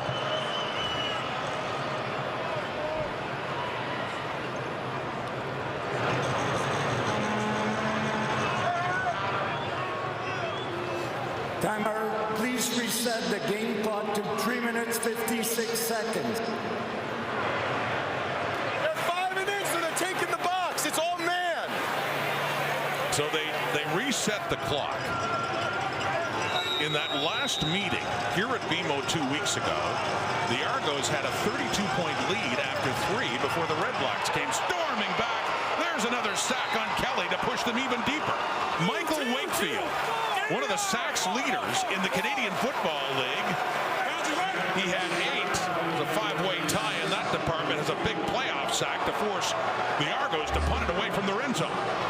They had a massive play here from Wakefield. Looks like they had a twist on between he and Carter as he kind of looped wide there. Never actually went around Carter, but took a wide path there on the guard, Anthony Van Dahl. Michael Wakefield, who was on the Red Blacks roster for their last postseason game, that was the Grey Cup in 2018. Remembers that day well on the icy field at Commonwealth Stadium when they lost to the Calgary Stampeders. And so John Haggerty punts it from deep into his own zone, getting it near midfield. Devontae Dedmon fakes a little move and cuts it up. And Dedmon gets it inside the Argo 50. A good place to start for Drew Brown. Hey, Mama, what's up? We're going to get the sacks leaders and a very low leading total this year in the Canadian Football League, but good representation for the two teams playing right now. Yeah, certainly 5 guys tied for the lead, 4 of them playing here today, making their presence felt. Michael Wakefield, Ottawa's nominee as most outstanding defensive player this year, following in the footsteps of his defensive line mates, Bryce Carter and Lorenzo Molden. The veteran Cleon Lang rounding out that starting front 4. 1st and 10. Ottawa trailing by 11 in the Argo zone. And no, intended for Rhymes with Wynton McManus right in behind him. Falls incomplete. 2nd down. Yeah, Derek Parrish with the University of Houston from that left defensive end spot supplies the heat. Fighting his way past Zach Pelios there. Parrish and Ralph Hawley, 2 key additions up front defensively for the Argos when you consider last year they had not only Sean Oakman, but Brandon Barlow and Wayne Hendricks all gone. Oakman leaving earlier this season. 2nd and 10. And it's caught right down at the 35. Coming back is Hardy. And a 1st down for the Red Blacks. Well, need a big play. Go to the reliable Justin Hardy. coverage there from Mark Milton, but as Brown starts to scramble, Hardy makes the play work by coming back to the football. Marks it just inside the 35 of the Argos. Brown, no, closest to it was Franklin, took a dive at it, and a throw off to the right, but it falls incomplete. Yeah, Justin Hardy, more of an understated star with the Red Blacks, just the way he goes about his business, but second behind Justin McInnes in receiving yards this year, and all those catches too. Yeah, impressive season, and just what a great addition he has been to this Ottawa team, coming in a couple of years ago as NFL veteran, a guy who was ready to contribute right away on a team that needed some receiving help. 2nd and 10. Brown, deep. No, falls incomplete at one point. Looked like both an Argo and a Red Black had a shot at that ball. Deshaun Amos in.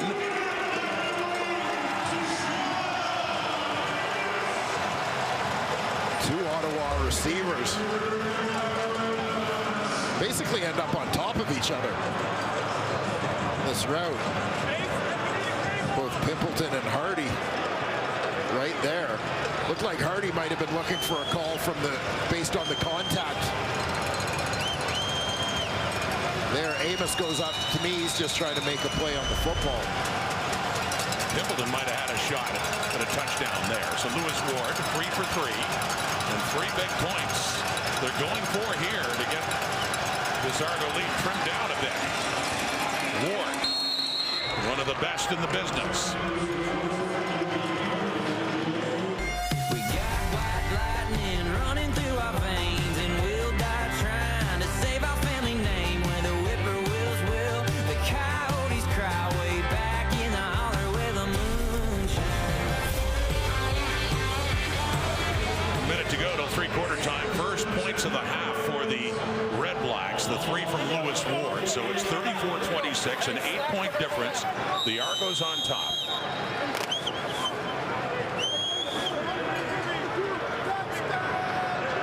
Under a minute to go until three-quarter time in this Eastern Semi-Final, with the winner going to Montreal next week. Kelly, shorter pass, and that's Herslow with it. Jake Herslow up to midfield and a first down for the Argos. Love the job Herslow does here, making the first man miss as he makes this catch. Quick spin to the outside. Knife up the field. Herslow from Virginia Beach and played his college ball with the Houston Cougars. Just had that touchdown last week from Nick Arbuckle in Edmonton. The final regular season game, filling in for DeMonte Coxey. There's Deontay McMahon to the right. Stays in bounds. Looks like he has another first down on the ground for the Argos. And a flag comes out.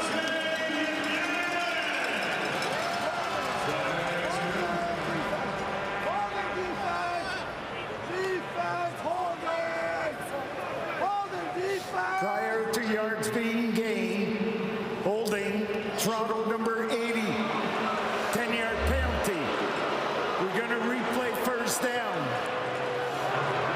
Perimeter run there. You see Tavares Daniels in the middle of the screen, keeping Damon Webb from being able to bounce outside on that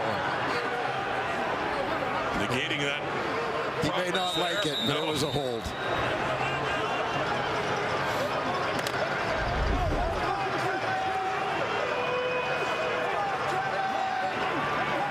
First and 20. This is the last play of the third quarter. And a good quarter it's been overall for the Argos, with an 8-point lead from their 45. And that long first down, it is caught. Well, Daniels didn't like the penalty, but he probably feels a whole lot better about that big catch. It looks to be enough for an Argo first down. Kelly to Daniels, what a combination that's been.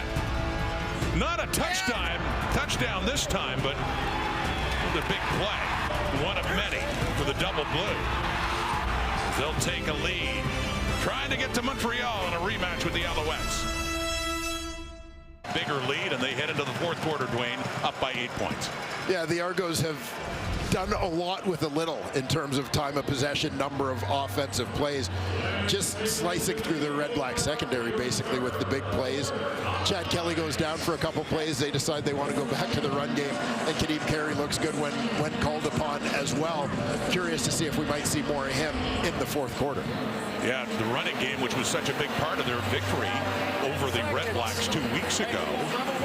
And yet after 3 quarters, the lead then was 32 points when Ottawa outscored Toronto 25-0 in that final quarter to make it a game at the end. They got close. They had a couple of onside kicks. It's an 8-point difference now to start the fourth. Kelly throwing, completing 2, and a short one to David Ungerer, who gets it inside the 35. Nice misdirection play there to allow Kelly to get on the perimeter. He's got a little bit of time to find Ungerer and move the sticks.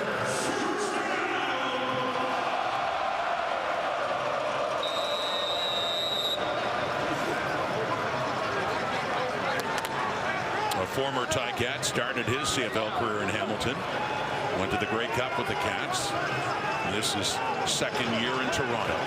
The Ottawa 33 now in a 1st and 10. Kelly to the right again. It's Herslow, his 3rd catch of this game, and gets closer to the 25. It'll be a 2nd and short coming up. One thing the Argos did so well in that last meeting with Ottawa was get themselves in a 2nd and short position repeatedly, allowing them to sustain some long drives. Argo offense just executing so well in this football game. I think about a long ball team, even without DeMonte Coxey. The best jump ball guys or contested catch receivers in the league. Handing it off on 2nd and 2. And it's Kadeem Carey. Hasn't been as busy as we've seen in other games for the Argos this year. His 1st and double blue, but picks up a 1st down there inside the 20. And I suspect, based on the way that this football game has gone, that Kadeem Carey is feeling pretty fresh coming into the fourth quarter. Not a ton of touches to be had in this one. As a result, we haven't seen as much of Deontay McMahon, Daniel Adeboboye as we did in other games during the season where there was a bigger workload for the running backs. Another 1st and 10. Down to the 18, throwing Kevin Mittal, and the rookie takes it down inside the 15 towards about the 12-yard line again. Setting up a 2nd and about 4 or 5 yards this time for Toronto. As you can see, Mittal, a big receiver, built more like a running back or a fullback. We've seen a lot of his touches with the Argos this season, just in the short passing game and letting him go to work after the catch, but an effective deep ball guy as well, and you'll certainly see that as his career continues. 2nd and 5, Ottawa 13, Kelly, touchdown, Jake Herslow. His 2nd touchdown with the Argos, but this one's a whole lot bigger than last week. It's increased Toronto's lead in the fourth quarter.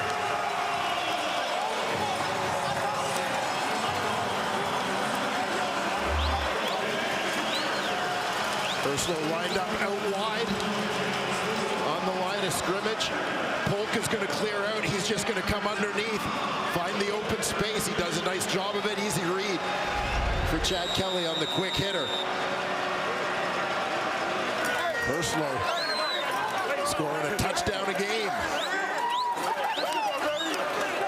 On a pretty good clip. Filling in for DeMonte Coxey. Herslow. And the Argos have their 3rd touchdown of this half. They trailed 23-20 at halftime. And now they're up 41-26. Late addition. And a step closer for the Argos to getting. Semi-final between Trevor Harris and the Saskatchewan Roughriders and Vernon Adams and the BC Lions. A trip to Winnipeg on the line. So send it back to Rod. Just over 12 minutes to go in the fourth quarter here. with the Argos just scoring another touchdown. Jake Herslow celebrating, the new Argo, getting into the lineup last week against the Elks in Edmonton, and now has a playoff touchdown. Ira Lau to kick off. And a shorter kick, Ottawa football. And the pressure, Matthew, starting to heat up on the Ottawa REDBLACKS. You know, Rod, at the start of the game, there was this jittery energy I could feel on Ottawa's sidelines. But now that they're down 15 to the Argos, and certainly the crowd of BMO Field is letting them know that, it is quite subdued here. And you get the feeling, boys, that this drive could be pivotal for the REDBLACKS. No question, Matthew. As good as Drew Brown and the offense have been, 2 for 5 in the red zone. That's one thing when you consider Kelly and the Argonauts are 3 for 3 in the red zone, plus hitting big plays for touchdowns.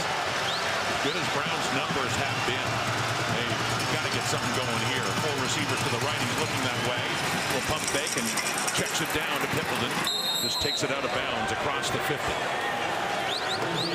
Well, the Argos have taken it to the extreme. We take a look since Ottawa's last postseason game. A lot of time. Grey Cup 2018. Trevor Harris was the quarterback. Bob Dice was the special teams coordinator back then. Dice coming over to the REDBLACKS in 2016. They won the Grey Cup here over Calgary and then lost to the Stampeders 2 years later in Edmonton. Last postseason game for them. Here's Brown. Deep and caught. Pimpleton has it. Big first down is what they need, approaching the Argo 25-yard line. Well, and this is what I started to say prior to that play, was the thing the Argos have taken to the extreme is the number of big plays they've made in this game. That has been so much of their offense. The fact is, Ottawa really hasn't made any, and it's getting to the point in the game where they need it. So big gainer there to Pimpleton. Gets the REDBLACKS down in scoring range. In fact, that is their biggest play. 37 yards. Brown to Pimpleton. Get them down to the Toronto 22. Down 15 points. Brown to the right. Caught by Pimpleton again. Franklin makes sure he heads out of bounds. A second down is coming up.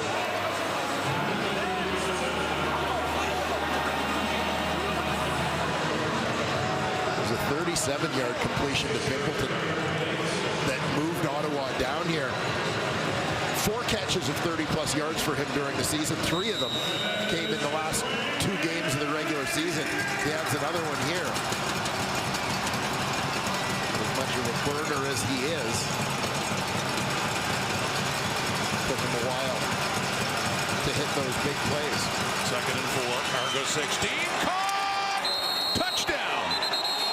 Was he taken down just shy? They signal it is a touchdown for Ottawa. Justin Hardy. Ball came out after he broke the plane, and the REDBLACKS, their first TD in the second half to get them a bit closer. And they will review, though, was he down before breaking the plane? They're ruled a scoring play initially, so they'll automatically take a look at it.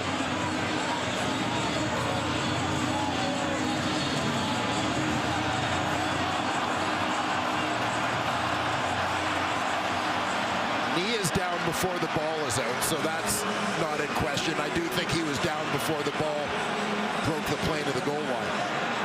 Very, very close. Knee is down there. You can see great shot. That's the best view of it. Great to see that it's not a touchdown. The previous play is under review. And on that angle, you can clearly see it is going to be a 1st and goal for the REDBLACKS at the 1.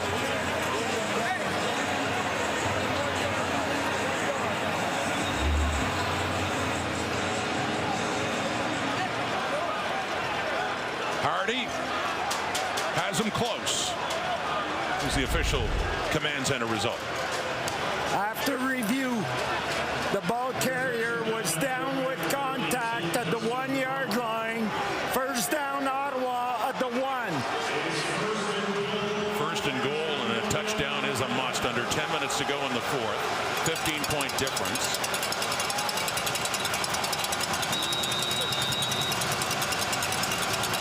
Dustin Crum is in at quarterback. Short yardage. Crum keeping. And no, does not get there. Jake Serezna. Jeff Kassar.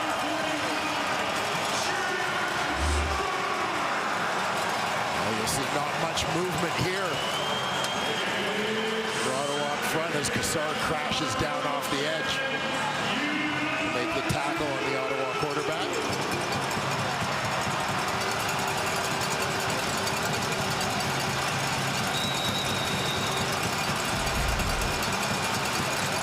As Crum stays in. On the second and goal. Right side.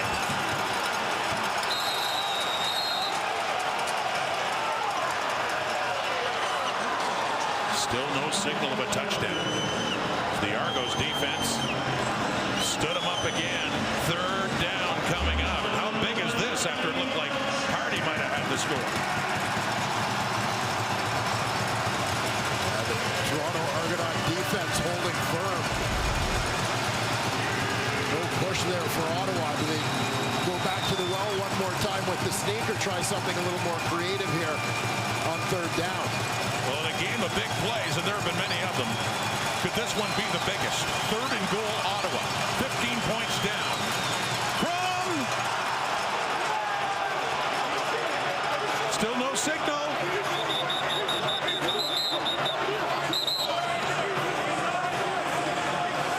Argos say no. They're still sorting it out. It's Turnover on downs. No touchdown. What a stand for the Argo defense. Protecting their lead. Look, like the Red Blacks had a touchdown earlier, so close. 3 cracks at it by Crum. Can't break the plane. But these situations, Dwayne, are automatically reviewed. Did Dustin Crum break the plane? And we'll get a good look here from directly above. And there, the ball has to be across the plane of the goal line. Again, it's that front edge field side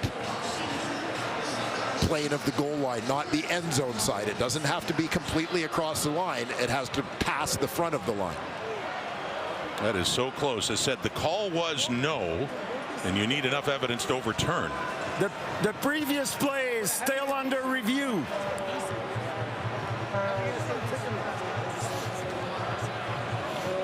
Yeah, what a significant moment this is, given the score of this game. Oh, spider cam look from above.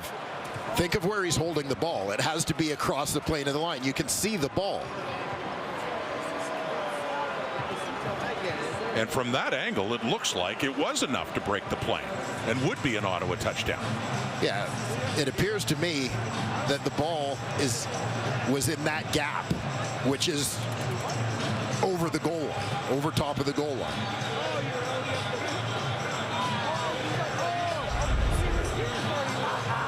They had 3 cracks at it. On the third, they initially said no. What's the decision now? After review, the ruling on the field is overturned. It was a touchdown for Ottawa. A big touchdown for Ottawa to keep them in this game. They were down 15 coming into that. And now a point after try coming up to make it a 1-score game again. So close for Crum, who had 3 cracks at it and did ultimately cross the line with the third. No, Ottawa was trailing by 15. In theory, your 2 scores can be an 8 and a 7. They're going for 2 here to try and get it down to 7 points. But if they miss, then it's not. It's a 2-score game. Yeah. So, but I guess they then have that answer with lots of time. They'd want to know, do they need the 2-pointer? They're looking for 2 here to make it 7. Brown, end zone, no. So it stays a 9-point difference, 41-32. They're going for 2 and not getting.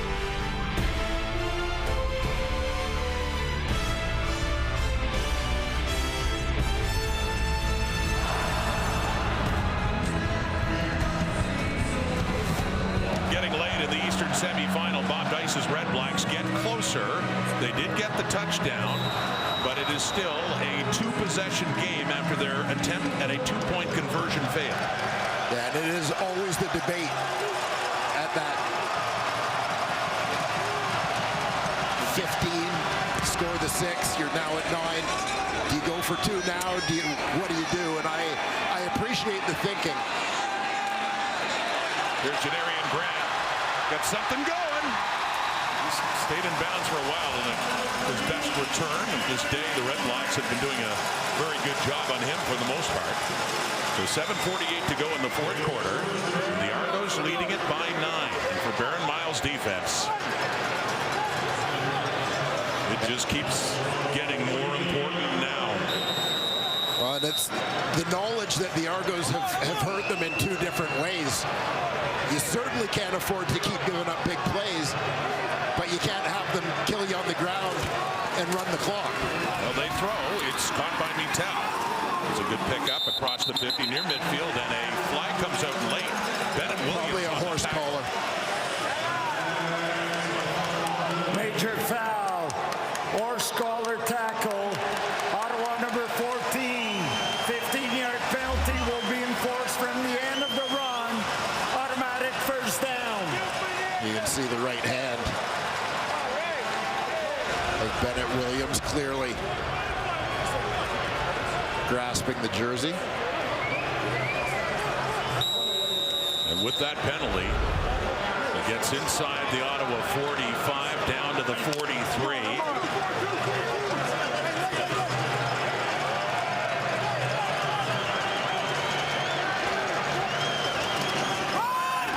And handing off on that first down, Kadeem Carey.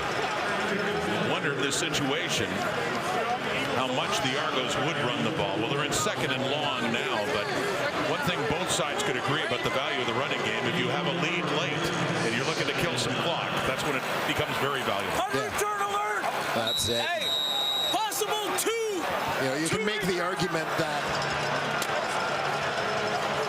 ball control is one thing with the high percentage passing game, but I don't believe that to be as physically tiring on a defensive front as running the football. But it's a passing down in 2nd and 9. Kelly gets rid of it, deflected and caught. Went off the fingertips of Dejan Brissett into the hands of his teammate, Davaris Daniels, and a first down for the Argos. Yeah, Kelly on the roll throws it back across his body. Always a dangerous throw and very nearly trouble there. It takes an Argo bounce off the fingertips of Brissett. And a beautiful catch on the tip by Daniels, who a couple of big catches for touchdowns in this game. And that one to an all-important first down. And when you look at it, Daniels was ready to catch the football because he anticipated that the ball was coming directly to him before Brissett got a piece of it. It is down to the Ottawa 25. The Redbacks player getting some attention right now. Davaris Daniels. Timeout, please reset the game clock to 6 minutes, 17 seconds, 6:17. And you see what he's done in his career. I mentioned a great start in part of a season with the Stampeders in 2016, and he ends up being the Rookie of the Year. And among active receivers in the CFL, leads the way at over 6,000. 4 catches, 88 yards, a couple of touchdowns, 1 big catch there to give Toronto a first down as they're trying to grind this thing down now, leading by 9. The injured Red Blacks player is the safety Money Hunter. And as you saw, Davaris Daniels on the sidelines. Obviously, first priority is helping his Argos take care of business, and then no doubt hustling home to watch Dad's Saskatchewan Roughriders. The second half of this playoff double bill. His father, Philip, who played in the NFL, is the defensive line coach of the Riders. Yeah, part 2 coming up. Western Semi, Saskatchewan and BC. And there is Dejan Brissett. Got his hands on the other pass, but gets that one down to the 20 on that catch. Justin Howell in at safety now with the injury to Money Hunter. Yeah, Howell in his first game back after a stint on the injured list. veteran, one of the special teams leaders for Ottawa. Alonzo Adai had been their starting safety for most of the season. He got injured. They shuffled the ratio a little bit to play the American Money Hunter at that spot. Ottawa 19. Kelly, they get him. He is sacked. Back near the Ottawa 30, Michael Wakefield coming in again. Had a sack earlier in this game. Timeout, Ottawa.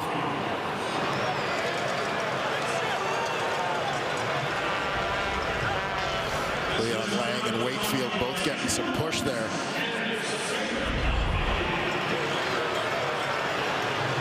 Wakefield, the one who gets to the Argo quarterback. Snuff out this drive. So 3rd down and 12. Hiralau is on again. His biggest kick was right in the final play of the first half. He hit it from 53. As longest of the season. Got his longest, and how timely was that after that kickoff by Leone? Went short. Hit a member of the Argos and gave him a chance to put 3 more on the board before halftime. There's 3 more on the board for the Argos, increasing their lead to 12 at 44-32 with just over 5 minutes to go. NBA on TSN to feature Vince Carter and his retired number being retired. The great Toronto Raptor. That's coming up. Sacramento and the Raptors. Tangerine Raptors basketball just down the road here in Toronto at Scotiabank Arena. And Vince Carter back in town. What are the influence that he had? Yeah, in the NBA about Toronto. The influence he had on basketball, not just in Toronto, but across this country. Nice to see Vince honored by the Raptors.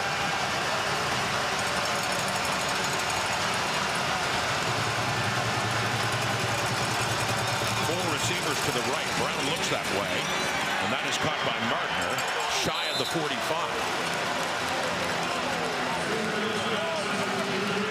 The Red Blacks can pretty safely say now need a touchdown.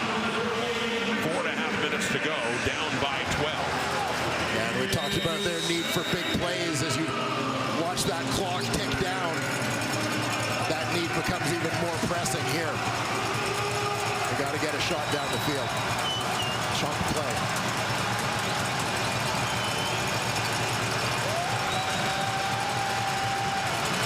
Second and 6. It's caught. First down at the Argo 50. The Red Blacks will try to work quickly now. Now they know in this field they can score quickly. They did 2 weeks ago. But the circumstances were a bit different. Yeah. The Argos probably sitting back more in that one than they will be in this situation. And don't think the Argos won't remember what happened a couple of weeks ago when they saw a huge lead fritter away. Those are a couple of onside kicks done successfully that helped Ottawa out. Screening to Acklin. Good yardage after that catch as well as he gets it close to the Argo 35. Nice execution there, Acklin. Shows us the bomber guy coming in to help in protection. You see him in the back of the formation. He shows like he's going to come across and block. Lets the rusher go as Drew Brown drops it over top. Peleos Bladek leading the way. At the 37. Red Blacks need a touchdown, onside kick, and a touchdown. And that is knocked away. Going up, the rookie Tyshawn Blackburn. And the 3-minute warning is given. 2:52 on the clock. Chad Kelly and the Toronto Argonauts. They want to face the Alouettes again in the Eastern Final and write a different story. They're getting closer. Field a key 2nd and 10 for the Ottawa REDBLACKS, and you can feel it here on the sidelines. It's real quiet right now, especially on the Argos sidelines. I describe it as businesslike, but on Ottawa's sideline, Michael Wakefield keeps going to all his teammates and saying, let's go, guys. Rod. Well, Matthew, the Red Blacks certainly had their chances. They played a much different game than the one 2 weeks ago. They led for a while. You're thinking about that late first half field goal that they gave up. And they are down now 12 points. 3-down ball from here on in. Needing touchdowns. Starting in this drive. 3-man rush. Brown gets rid of it. Intercepted. Quentin McManus, the leader on that Argo defense. He pitches it back. Tavares McFadden has it. It has something big going here to put this one away. He can run all the way to Montreal.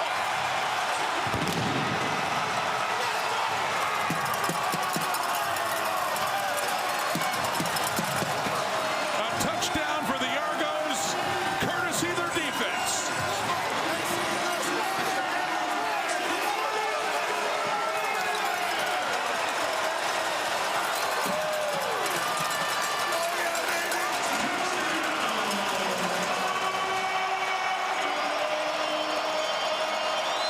Ottawa having to be more aggressive offensively means Toronto can be more aggressive defensively. Robbie Smith supplying the pressure.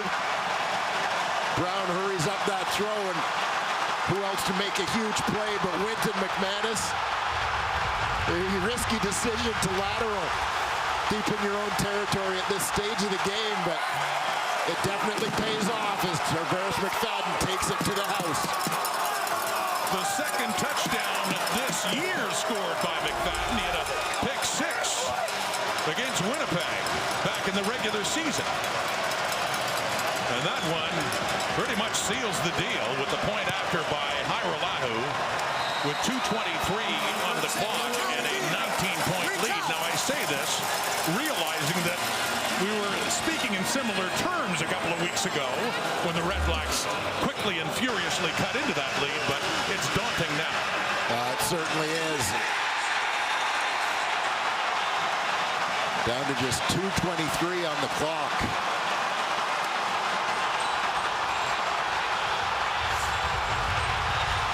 Big plays deciding this game, and the Argos are the ones that have made them all. You speculated a couple of weeks ago when Ottawa scored 25 in the fourth quarter that the Argos surviving that late comeback might have actually helped them instead of hurt them if there was a scenario like this that they know, even with only 2.5 minutes to go, they certainly can't get complacent now. Yeah, you learn some things from adversity and players being put through situations as well, even how to better execute with your hands team and so on. Having had some game reps, painful at the time, but likely proving valuable now when it counts that much more.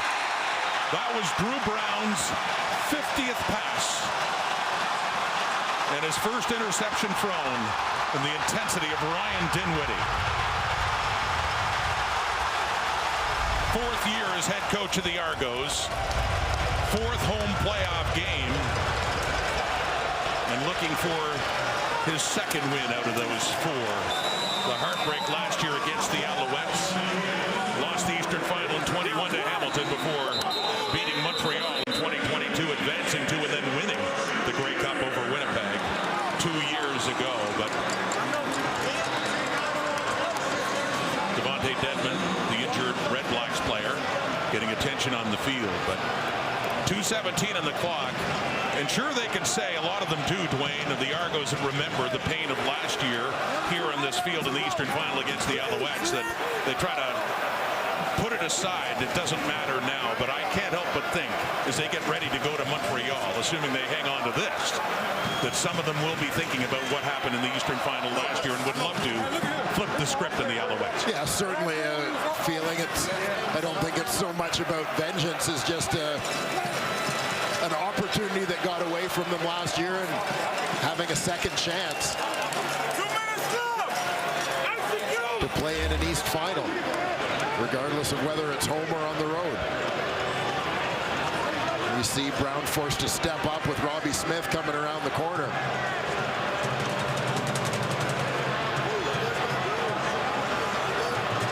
And Tavares McFadden, after that toss by McManus, finds an opening, takes banks it in.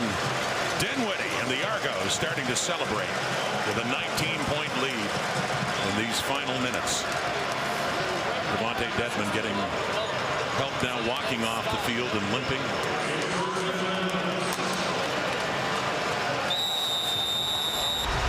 The 3 previous years, the Argos hosted the Eastern Final. Trying to get back to that CFL Final 4 game, this time on the road in Montreal. That one is caught.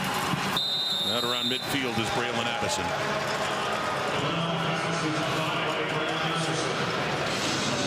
Well, Ottawa's going to keep swinging until the end here. Trying to force something to happen, but we all know about that Toronto defensive line, their ability to get after it, and they'll just be pinning their ears back. Trying to get to Drew Brown right now. There's 2:10 on the clock. And coming up, the Western Semi-Final. Vernon Adams and the BC Lions up against Trevor Harris and the Saskatchewan Roughriders. Trevor Harris, the quarterback in Ottawa, the last time they had a postseason game, that was 6 years ago. And it's been some lean years for the Red Blacks in between. A couple of 4-win and 3-win seasons before breaking out this year, winning 9-8-1 they finished with, and back to the playoffs. But in a bind right now. Oh, intercepted! Benji Franklin! Could it be happening again? It is! Back-to-back defensive touchdowns. And the Argos are really running away with it now.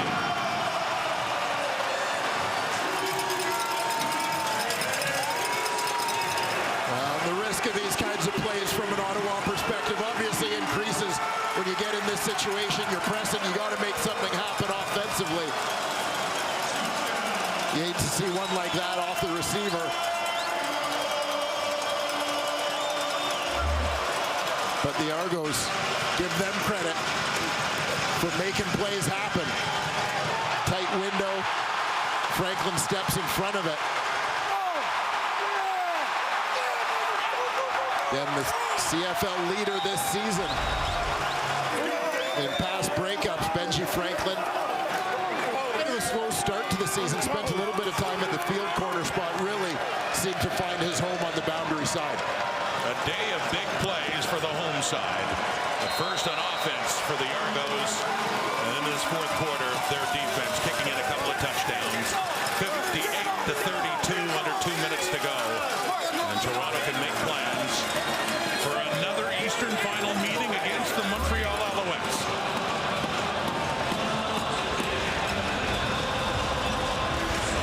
Yeah, Franklin, nice jump on the ball. I don't know if the receiver got a piece of it at all as Franklin stepped in front.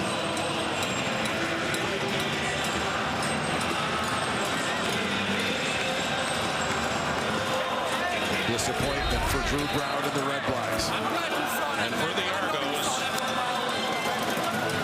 who had 3 regular season meetings against Montreal. And they did win 2 of them, including one at Molson Stadium. 58 points scored, 3rd most in the history of the CFL playoffs.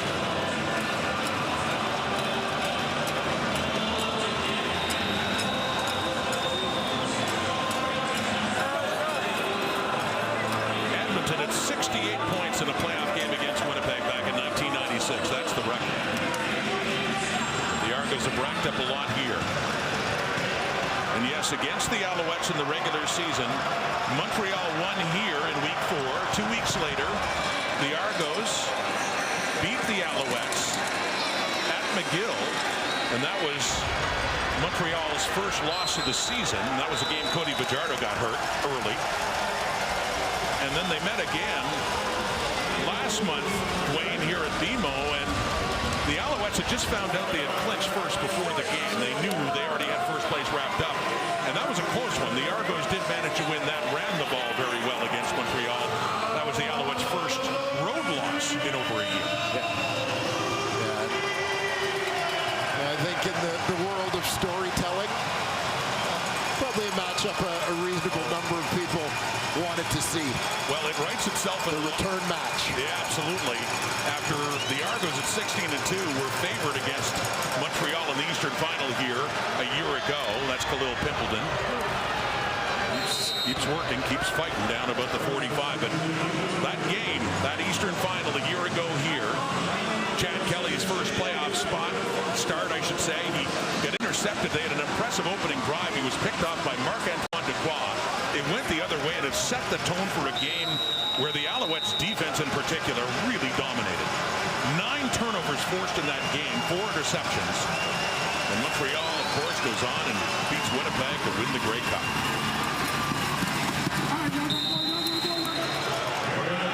Now, in a game this decisive now, you still wonder about this decision at the end of the half on that kick that ended up going to Toronto. And that squib and setting up a field goal in the final play of the half. Yeah, I mean, presumably they're trying to get the ball to go a little deeper there, get it on the ground, run timeout, not let it get back to Janarian Grant. But the fact that they don't, it did. It changed the face of the game. It changed from an emotional point of view, changed the momentum of the game from a strategic point of view. Caught at the 20. Barely a minute to go. Hardy. You even go back strategically to when Ottawa trailed by 15. And they score a touchdown. Like if they hadn't given up the 3 points and instead of 15, that's 12. You don't have to go for 2 though. Right? And going for 2 left it as a 2-score game at that point. And yeah, just costly with the amount of time left. You know, There are 2 offsetting fouls, 15-yard penalty. Ottawa number 54, Toronto 94. The clock will start on the snap. you look at the squib versus, look at what Toronto's done on their kickoffs all day today. Yeah. Right? With the moonshot kicks, it's not getting to the deep returner if your fear is Janarian Grant. The guys in the next row aren't going to return the ball. The clock's going to run out. And you go to the dressing room with a 6-point lead. That one's caught by Ackland, who had a touchdown earlier in this game, and back then had given the Red Blacks the lead. Late in the half, after the Ackland touchdown, they had a 6-point lead. Looked like they were going to take that to the dressing room until the aforementioned short kick that led to the field goal to cut their lead to 3 at the half. And you're right, from a momentum point of view, that really hurt the Red Blacks. And the Argos jumped on it. A couple of touchdowns, quick touchdowns to start these. Well, it was gift points, and again with Toronto receiving to start the second half, and Toronto comes out and scores a touchdown. Like, Toronto had back-to-back possessions. So you said it at the time, Rod. Drew Brown goes off the field with 6 seconds left in the first half, and he has a 6-point lead. The next time he even sets foot on the field, they're behind. Toronto has scored 10 points before Ottawa's offense has even had a chance to get back on the field.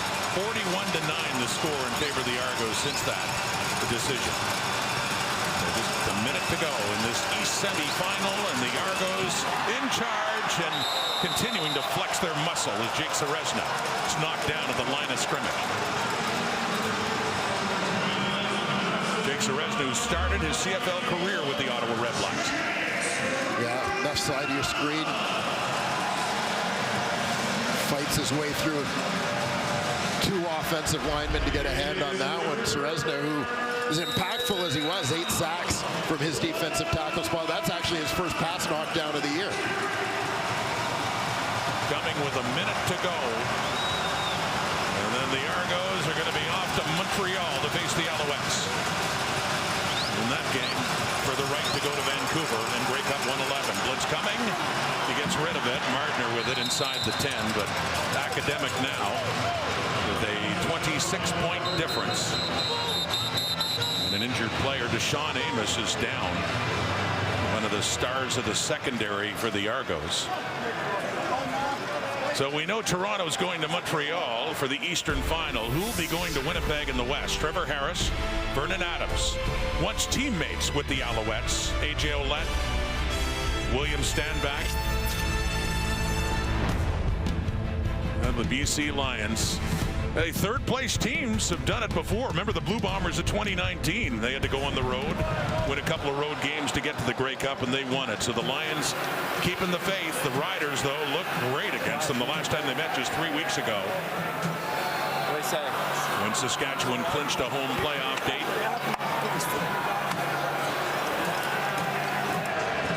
Amos is still down. And that's the thing about this for the Argos now. They know they're moving on. It's the injury concerns. Defensive halfback and veteran Deshaun Amos. Well, you'll see Amos here coming up to make the tackle.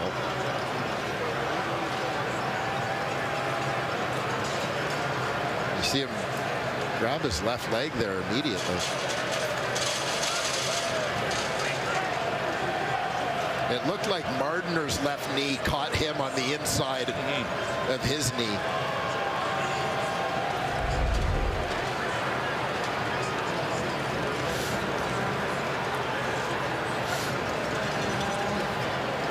Obviously concern here for the Argos. Again, Deshaun Amos. Kind of a quiet second half to the season for him, but made a lot of big plays for them through the first 9 or 10 games of the year. Went on to earn their nomination as most outstanding defensive player. Toronto perhaps fortunate to have a little bit of depth at halfback, having picked up second-year man Kenneth George. Getting some time now. He came over from Hamilton. He was released there when they went through their coaching changes defensively. And Amos also with a connection, as many Argos do, to the Calgary Stampeders, part of the team in 2018 on the roster that year when Calgary won the Grey Cup, but favoring that leg as we saw as he walks it off with some help.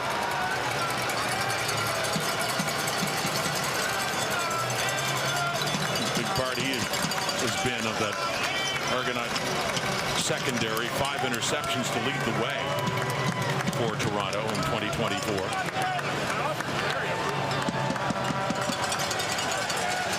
And walking a little better as he heads off to the sideline.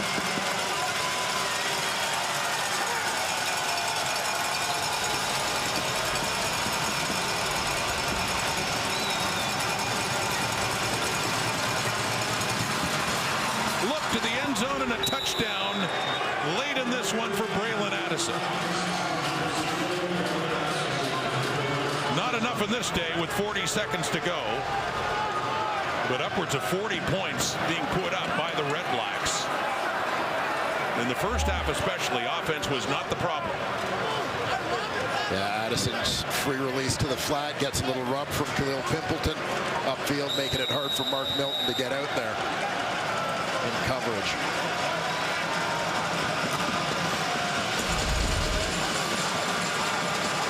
It's commonly said as a team faces the end of the season looking for something to build on, but the Red Blacks, when you look back at 2024 and the 2-point conversion try doesn't work out, intended for Hardy, but Wayne, this is an Ottawa team that's seen a lot of hard times since that last postseason game in the Grey Cup 6 years ago, and yes, something to build on. A great home record and a winning record overall, secured last week against Hamilton at 9-8-1, but I think something for fans to look forward to next year. Yeah, certainly. You mentioned the record, obviously a positive with the turnaround there, but it's not just the record, it's not just the results, right? You talk all the time in building a team about process, and a lot of it is about having the right people. And when you look at guys like Drew Brown, for example, Dominic Rhymes coming back, bringing in a Darius Pickett, Darius played it. Bob Dice talked to us this week about how unique it's been this year. Not just the camaraderie of the team, which he loves, but the fact that a lot of the guys in leadership roles are guys that were new to the team this year and sort of stepped in and were assimilated into those roles very quickly. So you've got a lot of pieces there to build and grow with going forward for the Ottawa REDBLACKS. Drew Brown was 8-6-1 as a starter his first year as a CFL starting quarterback, coming over and I'm sure learning a lot under Zach Collaros and the Winnipeg Blue Bombers. And we talked about the single team record for points. Now the Argos are third, but you combine these points today, that ties a playoff record in CFL history. Most combined points scored in a single game at 96. Short kick. Saw Lewis Ward do this well a couple of weeks ago, but that time the Argos are ready, and it's, look who it is, Tavares Daniels taking it off the hop. Ward, a couple of weeks ago as Ottawa tried to come back, executed two of those as Ottawa got the ball and ended up scoring. Well, no doubt there was a little PTSD for the Argos. With Lewis Ward lining up for that short kick, given the way that those turned out for Toronto in the regular season. But as you said, they get it done, and this goes back to what we talked about, right? The adversity of it during the regular season, they got things cleaned up with the hands team in the playoffs. Learn from it.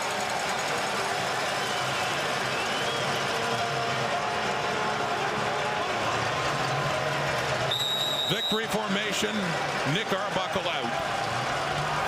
They get set for the first Eastern Final in Montreal since 2012. By the way, that one back in 2012, it was the Argos against the Alouettes, and Toronto had a new assistant coach that year, the quarterback's coach by the name of Jason Moss. You might remember that year. But it was the Alouettes triumphant a year ago in the East Final here at BMO Field. And now the Argos will be hoping to return the favor next week at Molson Stadium in Montreal. The Alouettes, the defending champions, have other ideas, I'm sure, looking to get back to the Grey Cup for a second straight year. Ball down, game over, Argos win, and moving on to the Eastern Final for a fourth straight year. They defeat the Ottawa REDBLACKS 58-38. Well, convincing effort put forth by the Toronto Argonauts here. After these two teams had split their regular season matchups, each team having dominating moments during those regular season games. In the rubber match here, Ottawa hung tough for a long time, went toe-to-toe leading at halftime of this ball game, but the Toronto Argonauts, on the strength of their big plays, both offensively and defensively, despite a CFL record 46 completions by Drew Brown in this game.